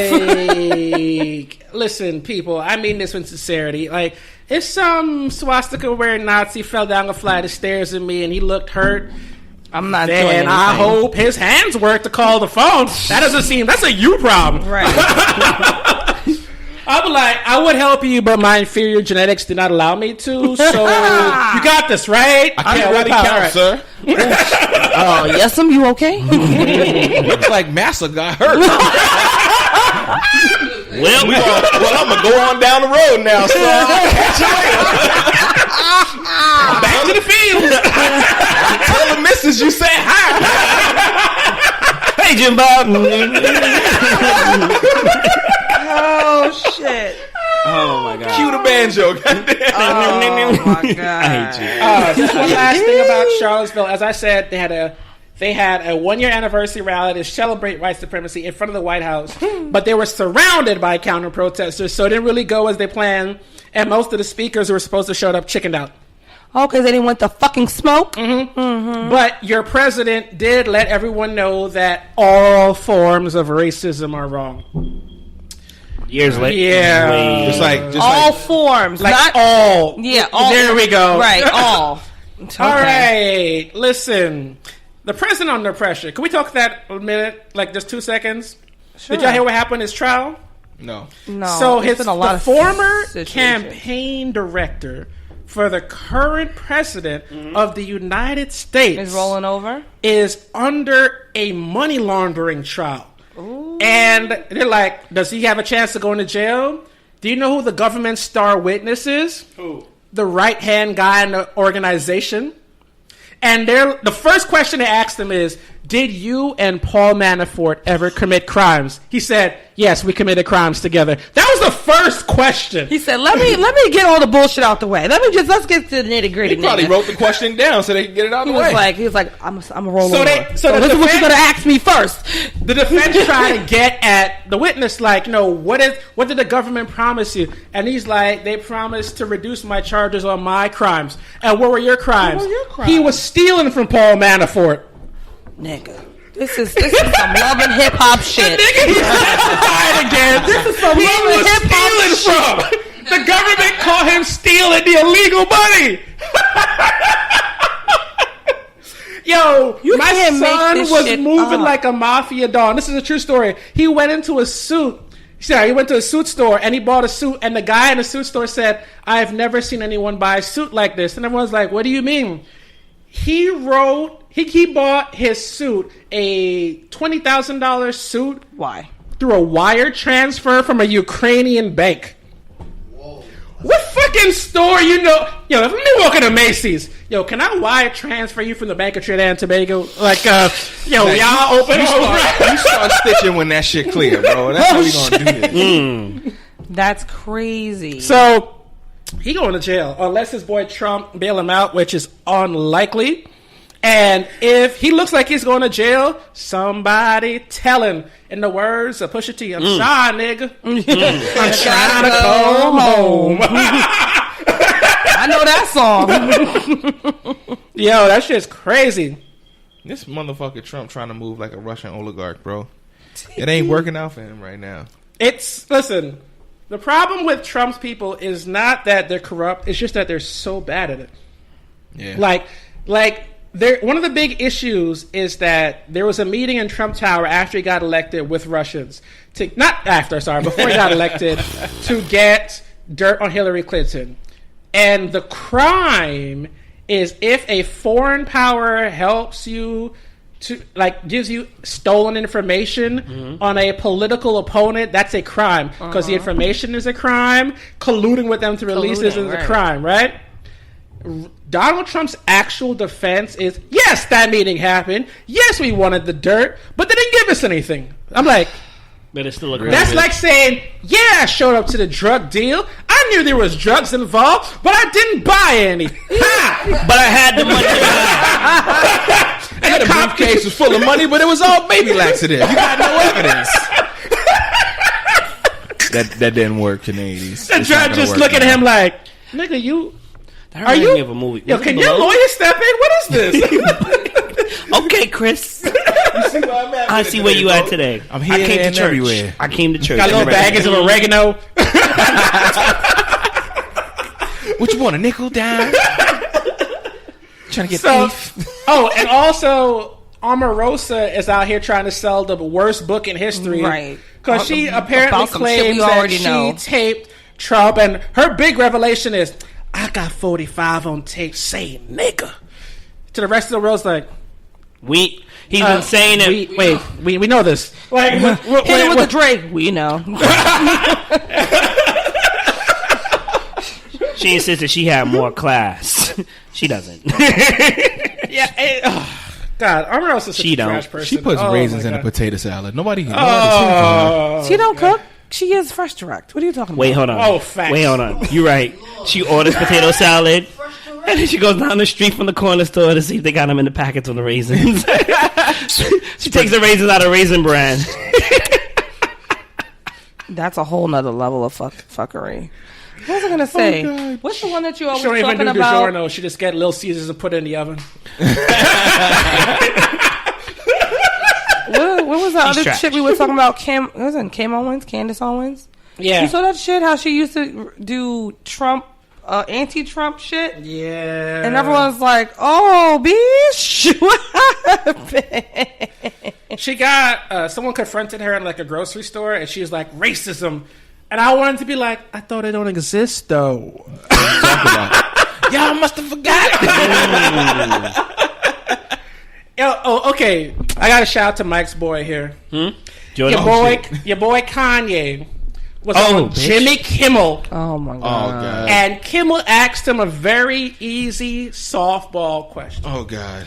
You famously said George Bush don't care about black people. How do you reconcile that belief or that version of you with supporting Donald Trump, who is much worse? And here is Kanye's actual answer.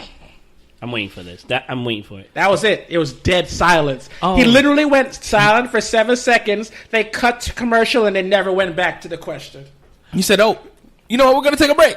And Kanye was just sitting there stuck. That was it. And then he tried to defend himself on Twitter saying, sometimes I put deep thought into questions, but the media's trying to spin. I'm like, you dumb nigga, you still haven't answered the question. Like, all these tweets and the question ain't answered. You know what's interesting? Oh, man. There was, I don't think it's confirmed anymore, but there was a George Bush Twitter account that said, Kanye West doesn't care about black people. That's a gag, but that's funny. Bang, bang. Bang, bang. I think it fits. Relative. I can't really. That ain't my boy. My grandmother's like totally into like everything reality show, and we were talking about Kanye West, and she goes, "Poor Kim, she's trying so hard to be a good black wife." Yeah. I was like, Grandma got sauce, yo. I was like, yeah, here's the problem. She's not black. Like, she's but not. Your grandma is very right, though. You know what she is? If every black family has a relative that married outside their race, and they really want to be accepted, and they try so hard, and the rest of the family just got to let that shit go. Just like, all right. You're doing the most. Like, just be you, Susie. It's all right. Like, yes! Like, stop trying to give me a soul brother handshake. First of all, you're a girl. We don't do that. Secondly... Just know that your second name is White Girl. That's it. White Girl Susie. White Girl Susie. Yeah. It's not in a negative. It's so we she can like, why gotta be White Susie? I'm like, because you white. Your name's Susie. I don't understand what's happening. Like, stay woke. That is it. Speaking of which, I saw a funny clip of an interview I didn't watch. It was Kim Kardashian did a long interview with Big Boy from LA, and she said one day Northwest looked at her and said, "Mommy, why are you famous?" And she had to pause to think, not because she didn't know the answer, because you're like, no, I know, I'm not telling you. I'm not telling you. You can't be like, well, I hit it. You saw the dubbed over version. It was Ray J, and they put I hit it first on it. I hit it. See, and that's the shit. Like, that's why. Shout out to Ray J's hat, iconic. That's why it's really, you gotta be really careful what you do to make your money, because at the end of the day, if you do have kids, you're gonna have to answer. And now, hopefully, not until she's in her late teens, maybe even early 20s, she won't find out. But I know that's not gonna. I gotta give the West credit though. That's some adorable kids. That's some baby gap kids. That's fine. I mean, she has internet access. She's gonna find out early. She gonna know.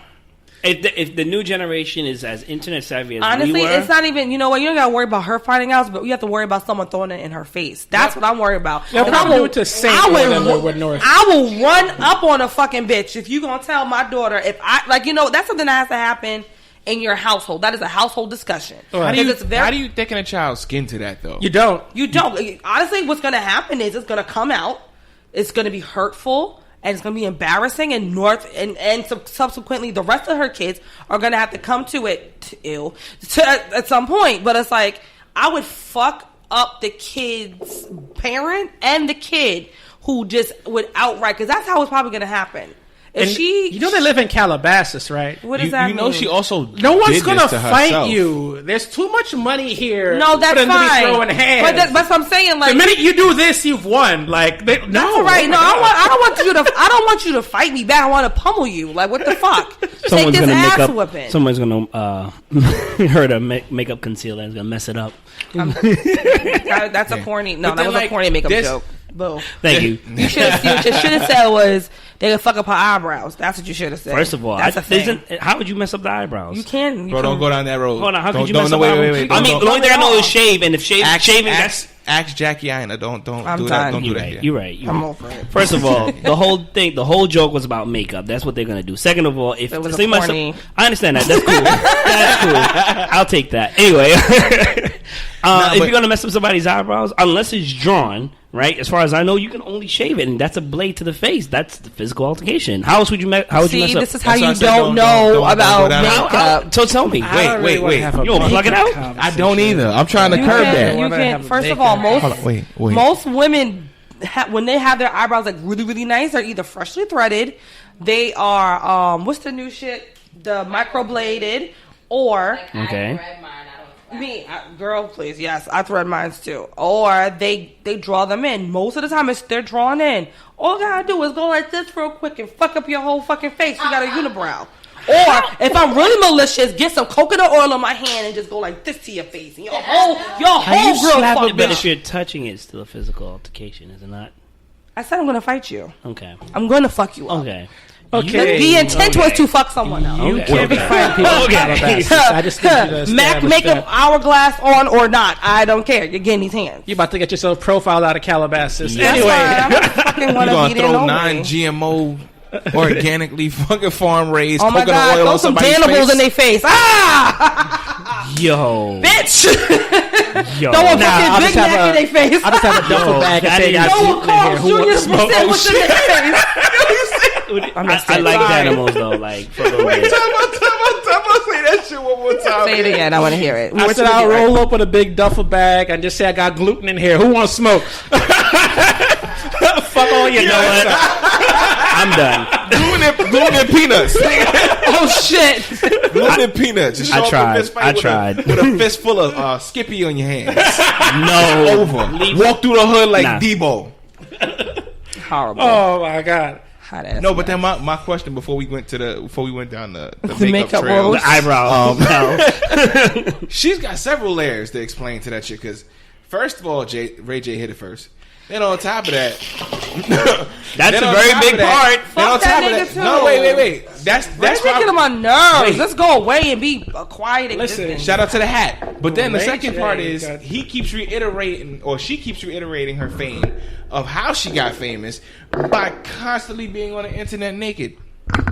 Like literally naked. Yeah, several times she's done this. Nice picture, though. So when we slowly forget why we like you, and we're like, what are you here for again? She reminds you titties and ass. Yeah, that's her thing. On damn near a daily basis. Let's say her body. That's her man-made body. Yeah, her body image.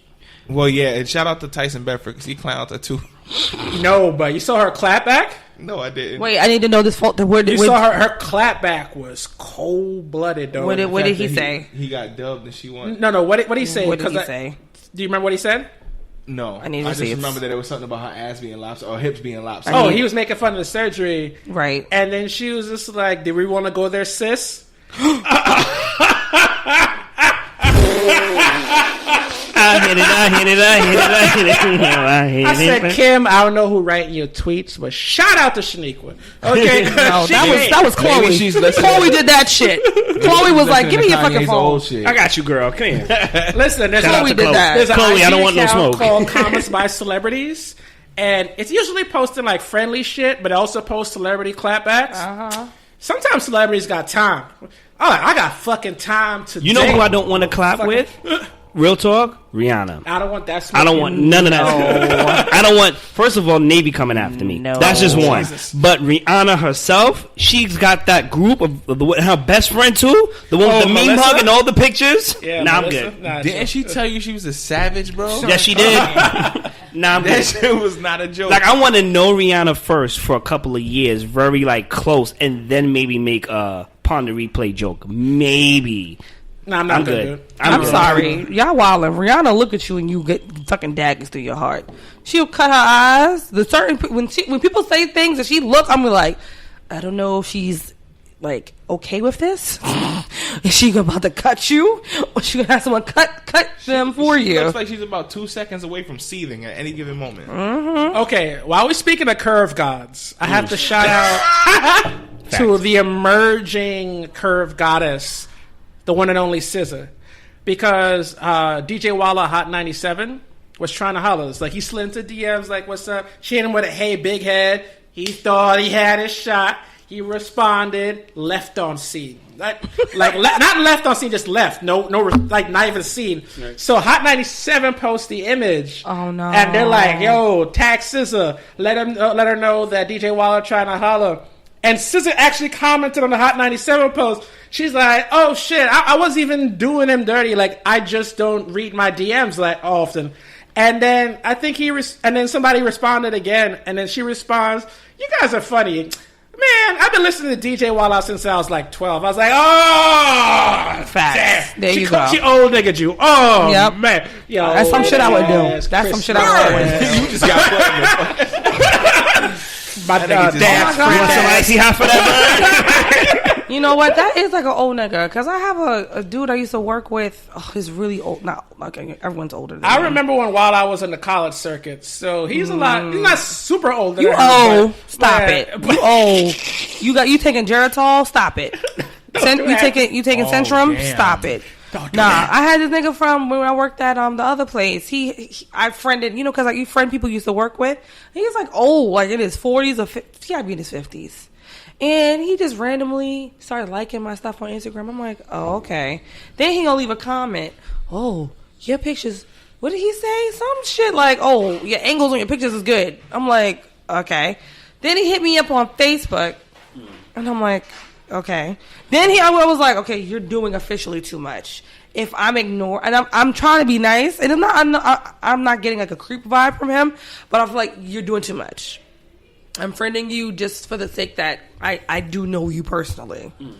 Outside of that, it's like it's not that deep.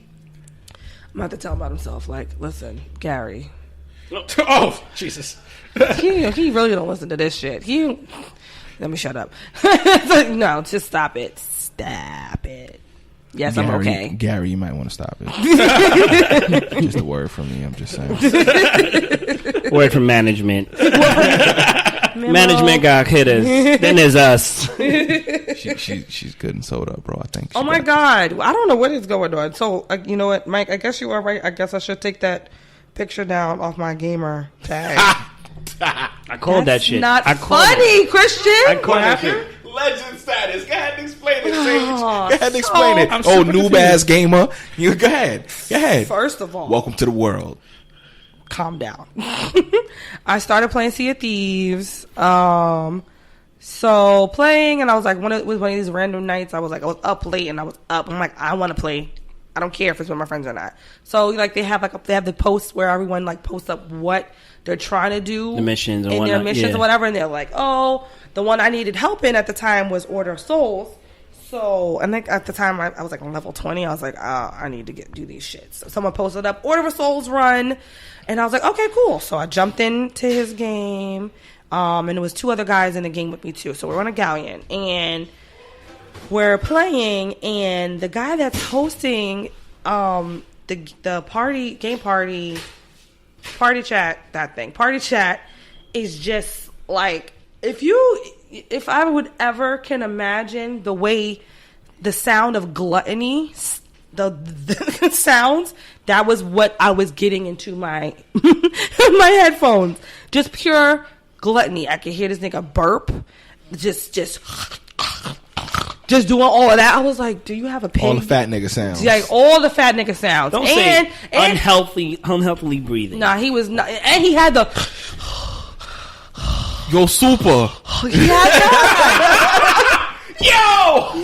Seriously. Hey, yo, super. All those sounds. You got anything to drink? All these sounds.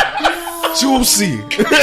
Those were all the sounds I was getting from his end. So anyway, we're trying to get shit done. We put down a mission. We're trying to do it, and he's trying to make small talk. But it's like 1:00 in the morning. No one's really down for small talk. We're just trying to get this shit done and go. So he's like, "Hey Bella," I'm like, "Yeah." He's like, "Where are you from?" I'm like, New York. And then other guys are like, oh, we're from here. And he's like, oh, yeah. He's from Chicago. So me and this other guy's like, oh, that's so cool. We're like, Chicago. Like, oh, I'm making like light talk. We start getting heavy into some shit. We start getting shot at from another fucking boat. It was just a lot going on. This nigga goes, he starts sending me messages. And I was like, okay. So he's sending them and says, so-and-so sent you a message. I'm like, okay. I'm trying to fucking game right now. I am on a mission. I am very focused. You're focused. I got that. Yeah, he goes, Bella, check your messages. I'm like, okay. Don't you ever in your life heavy breathe to tell me to check my message. Bitch, you... I'm like, Stop sending me messages. It's so much worse. In a minute. Then actually I'm gonna pull up the shit so I can have my reference. So he goes, I'm like, in a minute. Then he's like, you check your messages yet? I'm like, no, like I'm trying to fight the fucking Kraken right now. Like shit is deep. Like we're trying to. So I start checking the messages. I feel away because you fought the Kraken. This is going several times, and we won. Shout out to you. Word, hold fast. I'm pulling up receipts, guys. He goes, your pic, you sound really sexy and you look so nice in your pic. I'm like, oh, thank you. Go back to gaming. And he goes, Bella, check your messages. And the guys are like, dude, like, she's kind of busy. Like, and the other two guys. Yeah, that's happening. Like, they're kind of busy. Then I notice one of the guys goes offline. I'm like, fuck. He's still in the game, but he mutes his chat. I'm like, oh, great. Then, like, I check the other message, and the other message says, give me a second. Yeah, boy. Where is it? It might not be up here, because... Did you report it? I'm getting to that. So, it was weird. He was acting really, really weird. He then goes, can you be my girlfriend in the game or real life? What? I was like... and in my head, I'm like, that's a thing. He's like, so you want me to be... Real life reach, bro. He shot his shot. From a whole ass state. On Xbox Live. For a real life and or game girlfriend. I was like... And he shot his musket. That shit was... No way. He hit it with a blunderbuss, nigga. Just... blocker. I was so confused. I was like, did he just...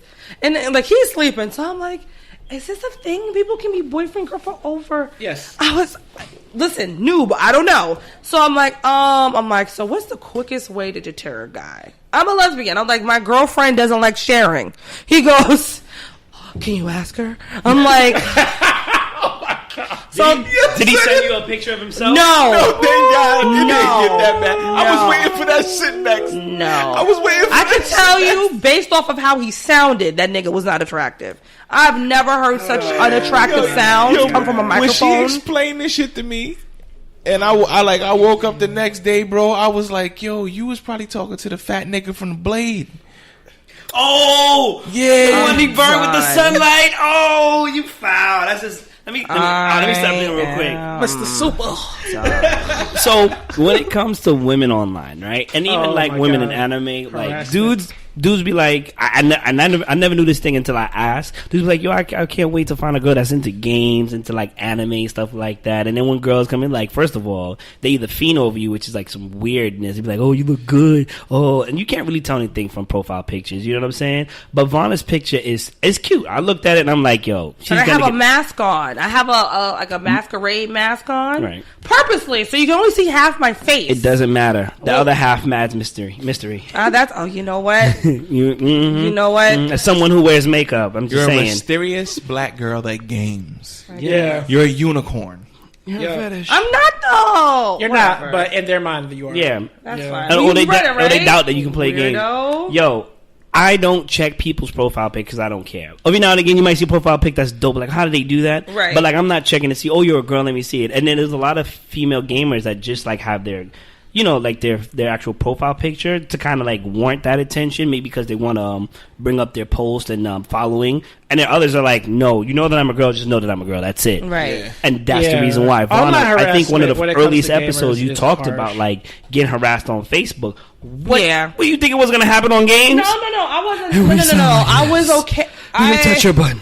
To the joystick. I'm not offended. I'm not offended by the interaction.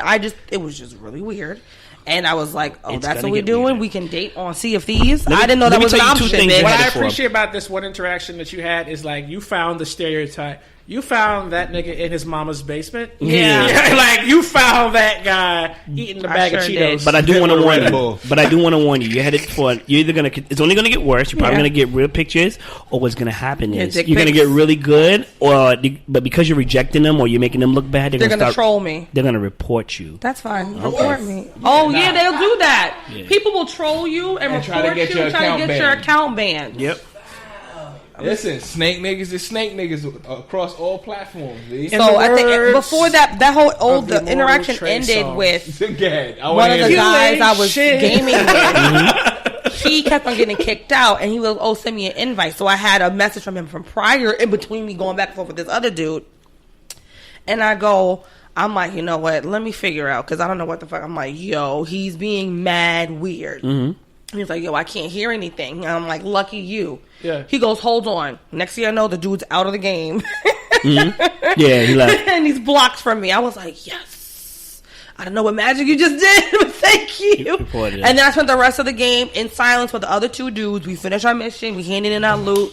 And they were like, we out. I'm like, bye, thank you. That's all I wanted. That is all I wanted was to do the fucking mission and go to bed. The funny shit about it is, this is maybe 24 to 48 hours after one of the girls that she plays with, like she plays with like three other chicks now. Mm-hmm. Yeah, thank God. And they were like, one of them, she has a really cute gamer pick too, but I was like, Shy? Yeah, Shy. She's I was super like, cute. Yo, my girl got a good pick too, but I was laughing because I was like, yo, I don't want to do that fucking group photo. It's just me and my girl, and she got that in her pick, and she was like, yeah, I'm trying to get my boyfriend to take a picture with me too. I can make it my game pick. And I was like, babe, why don't you make it his too? He was in the back. I just hear him, fuck no. He's like, the fuck out of here with that shit. I'm fine. Don't listen to her. She doesn't know what she's talking about. I was like, I'm not doing it either, babe. Don't Why get no not? See, there you go. Nah. Why not? Don't do that. Anywho. That's like having an engagement ring on fucking Xbox for us. No, it's not. Yes, it is. Them dudes ain't gonna care. Yeah, they don't. So if anything, it makes you better. Because they feel like you're cheating on them. Yeah. Or you're cheating on me if you're playing with them. If they don't take their own fucking OK Cupid asses on, this ain't this. This ain't that, nigga. Just swipe left. The worst moment in online gaming is getting washed by somebody and then like, oh, yo guys, I gotta go do my homework. Nigga! Fuck you, Timmy. Same time tomorrow. Yeah. That's me. I'm like, I gotta go to work, guys. One of the little boys that's playing, he was like, no, you don't. I was like, yes, I do. He's like, don't go to work. I'm like, you gonna pay my bills? He was like, how much are they? It's like, nigga, no, I'll fucking give you my Venmo name. Don't do that. Listen here, Aubrey. Learn how to check out your game. Fuck out of here. It's like, my dad got it. Don't worry about it. Word. Ask for a front of my allowance. Got that trust fund money. I have a big shout out this week. Oh, is there any stories y'all want to talk about? I want to dominate the conversation. We've been talking about. We some following shit. your lead, bro. We freestyling on this shit. Oh, y'all freestyle on this shit? Because there's a few things I want to talk about. First of all, there is this amazing Instagram called Black Owned Brooklyn. They were highlighted this week in the BBC. Of course, foreign press going to pick up on it for America. But anywho, they celebrate a bunch of black-owned businesses in Brooklyn, and it's just a really great resource for a bougie black man. I appreciate the fuck out of it. Because there ain't no regular stores in here. Let's be bluntly honest. And my friends showed me the craziest black-owned business I've ever seen. It was a laundromat. You're like, why is a laundromat crazy? It was a laundromat with a kombucha tap, a private seating area, and like energy of it. I was like, are we doing laundry here or hanging out? I cannot decide what the fuck your establishment's for. But I was like, that's brilliant though, because if you're doing laundry, you got mad time to kill. Yep. Why not make the experience nice? Yep. Damn. Instead of them hard ass plastic seats. Or looking at that vending machine with that one ice cream sandwich. I've been in it since 87. Shit. Them old ass arcade games that steal your money and don't work. Everybody fighting for the high score and shit. And that one employee is just not with the shits anymore. He used to fold laundry when he first got there. Now he barely sweep the floor. He ain't taking the lid off the dryers or nothing. Just fuck out of here. Shout out to my local laundromat. I won't say her name, but she always come through. You walk in, she know your order and all that stuff. But sometimes I walk in there and ain't nobody there. She on lunch break. Nigga, it's 7 p.m. She getting something else washed. Oh my god! I just gotta leave, go do something else, and come back. Like, all right. Oh my god, it's a dope site. I encourage everybody to check it out. And I have to do another important. We forgot. We can't skip this segment. It's become a mainstay, and it's going to be moving forward. This week in racism. My first story comes from Santa Fe, New Mexico, where number one, there's black people, news to me, and racism, not news to me. Here's what happened. A young black man on college break, his name was Jordan McDowell. That's right. He was an attendee of Xavier University, New Orleans. He was in the store. He bought some Sour Patch Kids. That's how you know you're black. We love some Sour Patch Kids. Anyway, he bought it, paid for it in full, and then decided he wants some more candy. So he went back to start looking for candy. And then he noticed that the woman in the store was following him. Oh, usual stuff we're used to, but go ahead. Yeah, right. And then he confronted her about it, and she called the cops on him. And what did she call the cops on him? She's on tape making a 911 call saying, I don't want him in my store because he's arrogant and black. That was, and then here's the best part. She denies saying that when the cops show up, like, first of all, 911 is an audio recording, you fucking idiot. Stupid asses. Like, just number one. Number two, he had a phone camera on you. Like, he said he's recording, in the recording. And so the reporter just showed her, she's like, I didn't say that to him. The reporter is like, play. And then she just stopped asking questions. She just stopped answering questions. Like, get out of my store. What happens when y'all have these racist, like, I don't know, come to Jesus moments? Like, do y'all just forget what y'all say? Vonna, is that what's happening? Vonna, I want you to understand the world we live in, right? There are people who are racist. They are legit racists doing racist things that don't think that's racist and will tell you I'm not doing. This is what they call them all the time. No, they're also more offended at being called racist than being actually racist. Being racist. Yeah, right. Racist shit. It's like, I'm sorry, I have to. Like, how dare you label me? Because that's what you're doing. I'm sorry, what you're doing is classified as the following. But go ahead. That's crazy. So that's the first story in this week in racism. Did you see the one with the little girls that went to the aquarium? No. I forget all the details, but there was it looks like it was a girls' trip of something. And it's a whole bunch of little beautiful brown and black little girls. They look like they're no older than like 10, 11. Okay. And like 7 of them went into a gift store and the owner was like, "Oh, you can't be in here unless you have a chaperone." Okay. So they said, "Okay, bet." So they went and got a chaperone. And the lady then said, "I don't want you in my store." Oh, wow. To little fucking girls. Of course. And then they went back to like the head chaperone was boo crying. Like, yo, she said she didn't want us in the store.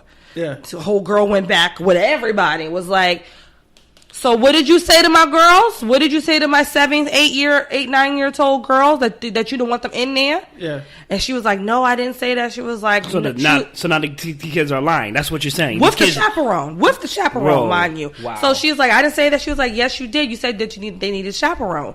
They came back with a chaperone, and she's like, and then what happened?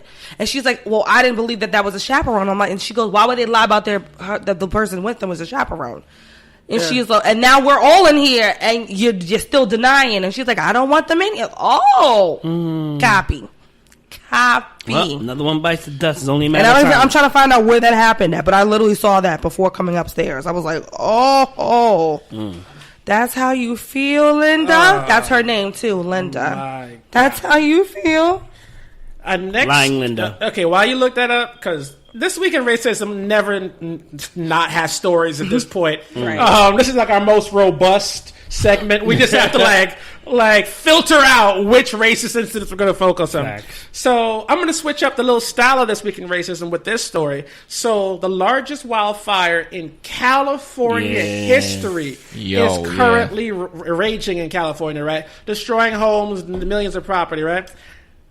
20% of all the firefighters fighting those fires are inmates. Yep. And getting paid $1 an hour. Yeah, $1 a day. A day. Oh, it was a day. A day. I didn't misread that, but I thought I had to be called tripping. slavery. Anyway, here's the beautiful part about these folks getting this opportunity because they volunteer, if you will.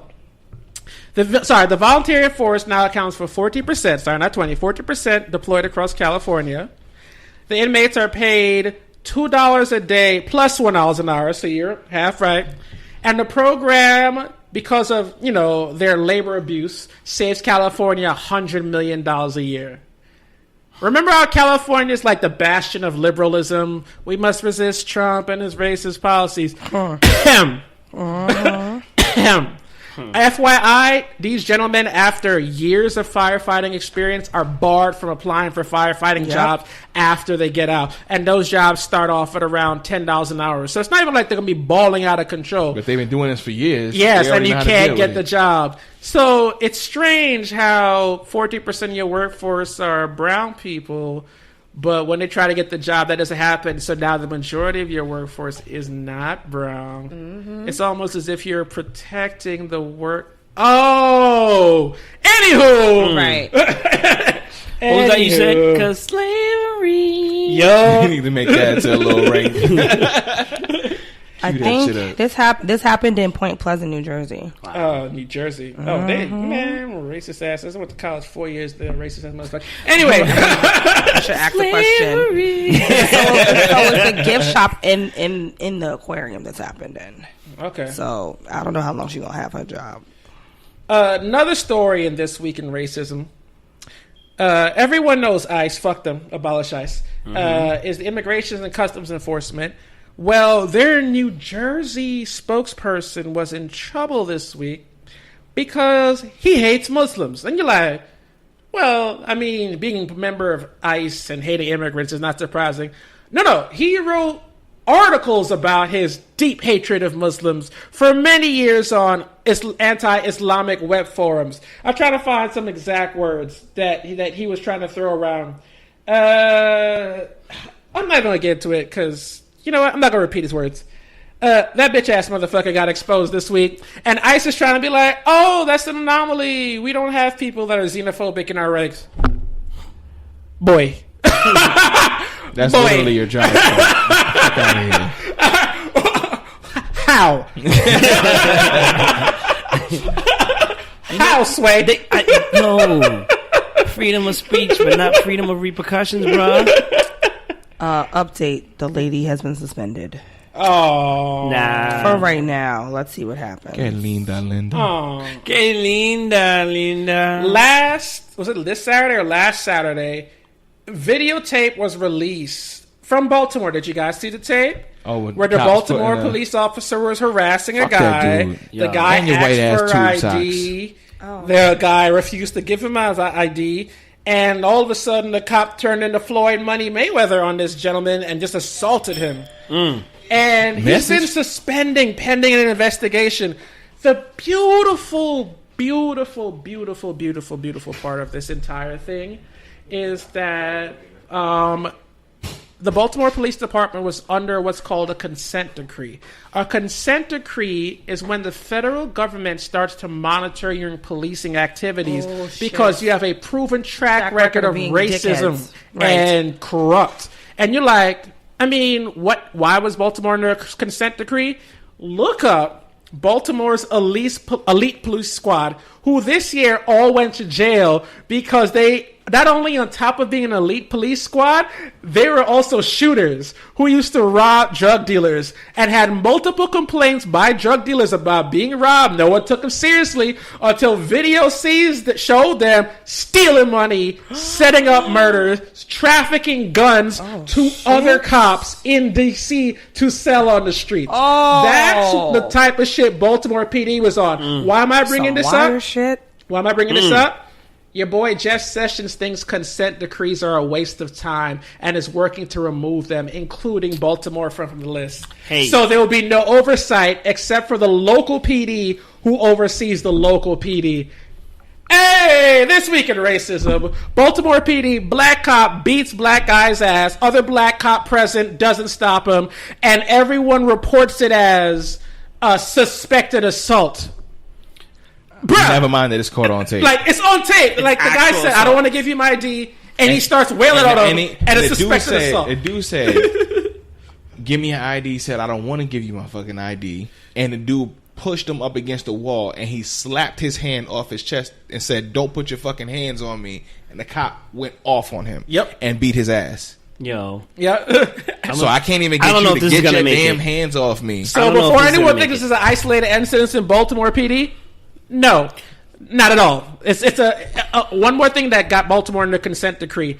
While federal observers were following around Baltimore PD doing their job, they observed Baltimore PD pull up on a group of black men, jump out. And when they got asked why, it's like, oh, it's a group of black people. Somebody probably did something wrong. We just do that and whoever runs and gets in trouble because he probably did something.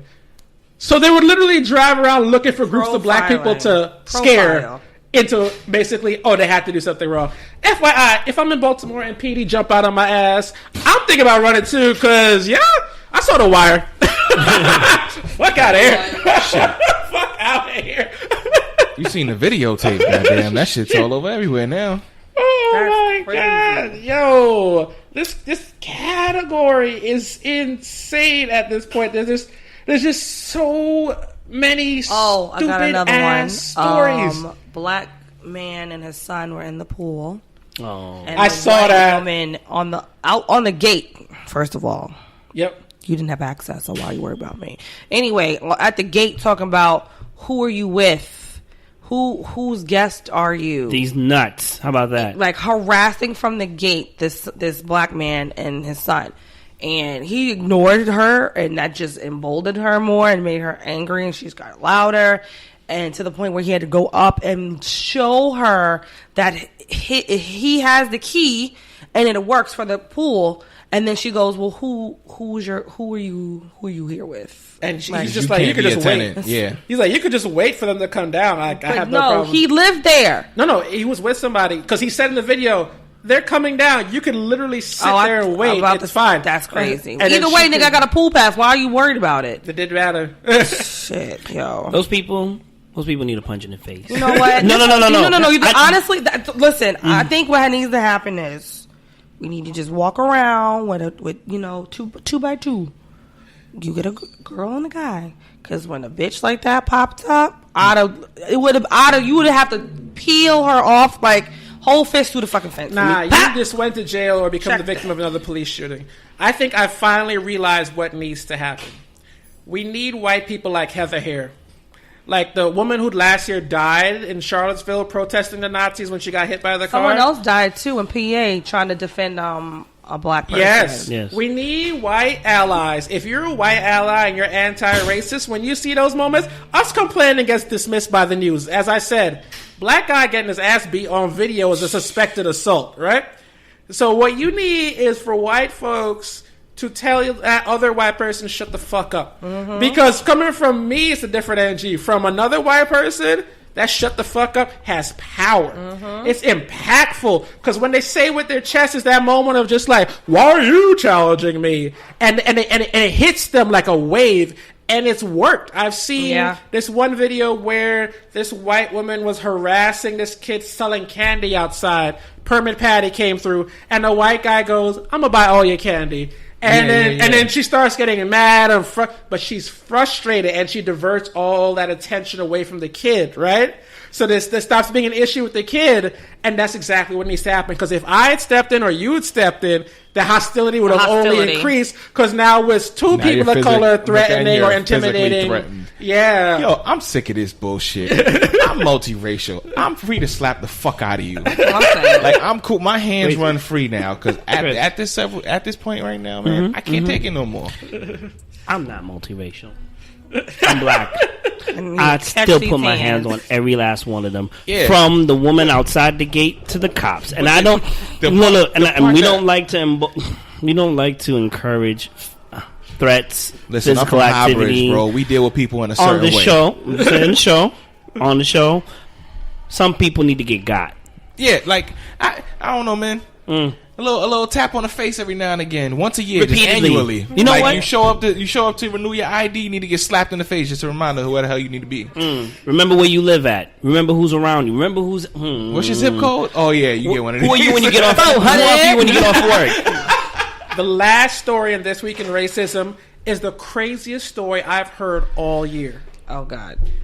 A white gentleman was involved in a gang shooting. Oh, this nigga here. Oh my God. Do we gotta talk about this? It's gonna make me mad. He was raised in a privileged white boy from a very ritzy LA neighborhood, and at some point started banging. And you're like, what do you mean? I'm like, gang banging. Listen, the gang members, as is the case a lot of times these days, people trying to put on their friends who are rappers, right? There are rappers from his set in which he's in the video throwing it up and rocking colors. This gentleman drove a drive-by car on a rival that got 2 people killed. The 2 people that did the shooting are going to jail. I'm not here to argue about them. He's not going to jail. He didn't know what he was doing. That's his lawyer's argument. He wasn't involved. You drove people with guns the getaway car into your rival's neighborhood. They shot. You came back and drove as they desecrated them. There's video of him. Not video, but there's like evidence of him kicking the memorial of the dead banger they shot it with his peoples. And now all of a sudden he ain't with the crew. What the fuck? Blood in, blood out, my nigga. Like, if you better take the fucking L. I don't know. Is this lawyer the black guy behind him? I am cracked. I've never seen this. I'm like, even in the moments where you do crime with black people, they still nah, he didn't do it. He has a future. What the fuck? What the fuck? You put his 2 peoples under the jail, but he gets to go back to Brentwood to kick it with Uncle Phil. Boy, listen. And he was the most. I love the fact that your face. I've ever seen. I love the fact that your face is on the news. Here's why: because you still live in LA. You still live in LA. You were banging pretty hard in those days. You were complicit in the murder of 2 rivals. Yeah. You desecrated their memorial, and you beat that case. Good luck. Do not leave outside from now on. He gonna be a stain in a while. Blood stains and candles, bro. That's all he gonna have left. Cause unless you fucking luck with that, they're gonna have to move. They're gonna have to move. They have to, and that ain't gonna save him necessarily. That's what I'm saying. That shit ain't saving him. It ain't saving him. Who was he down with, Bloods or Crips? He had a lot of blue flags on. Okay. He had a lot of blue in his life. That's crazy. I don't know if his set's gonna claim him after this shit. No, but that's what I'm saying. They're like, hell no. Because you basically snitched. You snitched. Well, he didn't. No, he didn't snitch. He didn't testify. You didn't snitch, but nigga, anybody. you didn't cop to nothing either. So you might as well say you snitched. They're not gonna be mad that you ain't copped the shit. Nah, fuck out of here. They're gonna be mad that your boys got consequences and you in it because you white. To me, that's snitching. And that's where that color line gets drawn. If he was black, he'd be under the jail with them. But because you white, you're going down. You're going down. You either going down with them or we gonna put you down. Because somebody's family gonna feel some type of way. And it ain't nothing for somebody who's just related to him and not affiliated with the gang to deal with you. Just because you are who you are and you went the way you went with them. He better not be in Cali no more. He better be on another planet. I don't know, bro. And move his ass to Canada. It's the only place you will be safe. I don't know, bro. We've been talking for a minute now. We got work to go to tomorrow. I don't. I'm on vacation. You can tell by them gator shoes he had on. Word. But we're going to close out with our moment of joy. But before we do, we got to wish our co-host some well wishes. Because she is taking her talents to South Beach.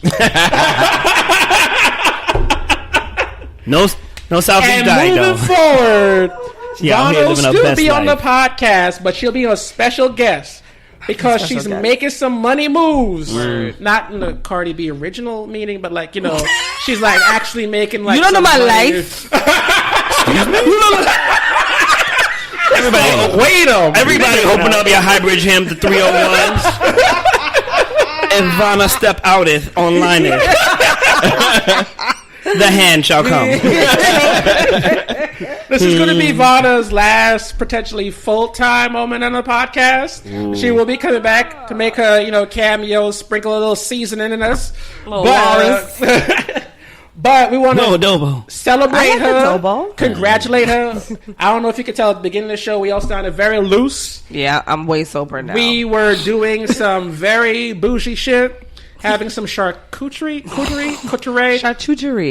some nice, dried and smoked meats and cheese. Okay, that's what I'm trying to say. And some it was like some high-end Lunchables. It was delightful. He was having some Get some prosciutto in your life. Delicious. And organic, definitely Italian sodas. It was organic. And some rosé. Definitely go on the last stop on the L's Facebook page. Show your love. Definitely congrats to Vonna. What was it? Episode 4, episode 5. She sent the resume, the text resume. And we were like, maybe she's good. And she came in, she auditioned. The next day, Chris Highbridge representative sat in my kitchen and ice grilled everybody because he didn't want to laugh. Shout out to Brooklyn. I know shit be shaking. Like, you going on last stop on what? Yo, you know Highbridge is the one because he sat right next to the wall, back against the wall. 2 people, I got you. What up? Back to back. What up? I ain't forget. It's nothing but love. We always come after Vonna Sage. Me personally, I always go after Vonna Sage, for everything. But I'm really happy that you're on your next move. Invite us out. It's going to be interesting because, I don't know, we may have to find somebody to fill in. Can we get another? No. You better not. You better not. I could tell you one thing. It's in the plan that she's about to start V'ing it all the way back to make sure that she gets back here to make her spot. No, don't worry about it. Oh, you got your license. Nice. No, almost. It was a skirt, but it's all good. You really had to put that shit on the fucking podcast. We're going to keep talking about it. Anyway, skirt. We'd like to say last stop, fam. Salute to Vonna. Thank we you. wish you well. We know you're going to be successful. I know you're doing good because we are totally getting a discount on food when we come through. Don't even try to not know like you don't know us. We making eye contact. You in the back. We know where you from. Don't play this game. That's all good. I don't forget those. I'm gonna close with my moment of joy. My moment of joy had me. It was like I felt old, but I still laugh when there's a new. I think it's a movie coming out. And one of the stars is Mark Paul Gosselaar. If you don't know who that's my boo. That's Zach Morris. Ew. Yeah. So they were doing like press for the movie or TV show, and during that press run, someone brought up Saved by the Bell, and his young co-star is like, What's that? What is that? What's that? And then Mark Paul Gosselaar is like, I used to play Zach on Saved by the Bell, like to And then she's like, I don't know what that is. I don't know what you're talking about. And she had never heard, and the whole audience was stunned. She's 12. And then that's when she hit the world with like that cold 12-year-old shade. She said, the only Zach I know is Efron. God damn! Oh, shit! That was you magic. think Efron got his swag from? Yo, somebody need to put on timeout. She's 12. Somebody need to put that child on timeout. It's not even on Netflix anymore. Shout out to Mark Paul Gosselaar because he was like, "You right?" He was like, "You right." That's like a whole 30+. That's 30-year difference. Only and Zach shit. I know is Efron. Calm down. You know what? Do you know who Bo Jackson is? Of course. Okay, let's wait. Give me a second. Bo knows basketball. Who gonna go next? Not that Bo. That's not who I'm talking about. Go ahead. There's another. What's your moment of joy? Oh, right. Moment of joy. I got to take my 2-year-old nephew / godson to my favorite bookstore, Books of Wonder. And I was able to get him a few books. I got to read to him while I was in there, which is a big thing I'm into. And I was able to buy my autographed copy by the author of The Bells. And I have it in my house. It's so pretty. So I'm super excited. And right next to The Bells, also autographed, was Tomi Adeyemi's book of Blood and Bones. So I was like, come back to get that shit too. So I think I'm going to just start buying. Yeah. That's going to be a thing of me, like just buying books that are autographed by the authors. I'm like super excited about that. And they didn't upcharge. It was the regular price. You know, you still got to do your Ivana Sage's bookmark, or what do we call it? Book club? Sage's book club or bookmark, yeah. The book nook. Okay. The book nook. The book nook. Oh, I'm not done with... What am I reading right now? Am I reading it? Oh, I'm actually listening to the first book of Game of Thrones. Nice. Shit. Oh. It's making me relive. That shit's a little intense. Yes, it is intense. So I'm listening to that. I'm up to the part where... I don't read the books, but like the history from the books, I watch those videos. I'm like, those shits are awesome. It gives you a lot. It gives you a lot of backstory. Yeah. You're able to piece together things. But I'm listening to the book right now. It's such a long ass book. So I got to the part. I went to the part where they pushed Bran out the window. Oh. I'm not to that part. And I believe I can fly.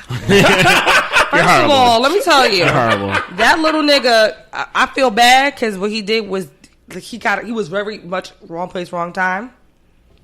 He had no fucking business being up there in the first place. His mama told him not to climb. This nigga's climbing. He's a boy. Whoa. No. I'm going to push back on that. Here we go. I know, because then if he didn't climb, he wouldn't have become the three-eyed crab. Not even. They were visiting. That's his yard. That's what that little nigga do. That's what he does. And his mom was being a responsible mom. Said, hold on. Keep your ass, keep both your feet on the fucking ground. She knew that wasn't going to stop him. She did what all mothers did. She gave you the warning, but she knew you were going to do negative. He snuck out. Of here.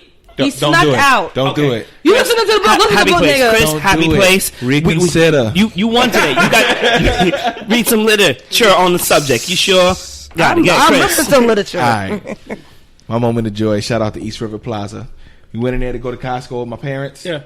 See my man up on the side of the building on a freaking cherry picker, graffitiing up the whole damn parking lot, bro. Yeah. No, they hired and commissioned him to graffiti they did? Yes. the whole entire surface space of the parking lot, bro. It's being literally hand graffitied. And nothing really intricate, but it's very abstract, and it looks...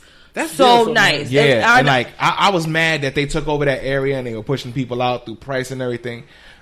Even though you're still kind of doing that, still for like you mean Sobro? That's still happening. No, not Sobro. That's East Harlem. That's East Harlem. Yeah, that one been gone. Spaha. Yeah, Spaha. Oh, but Jesus Christ.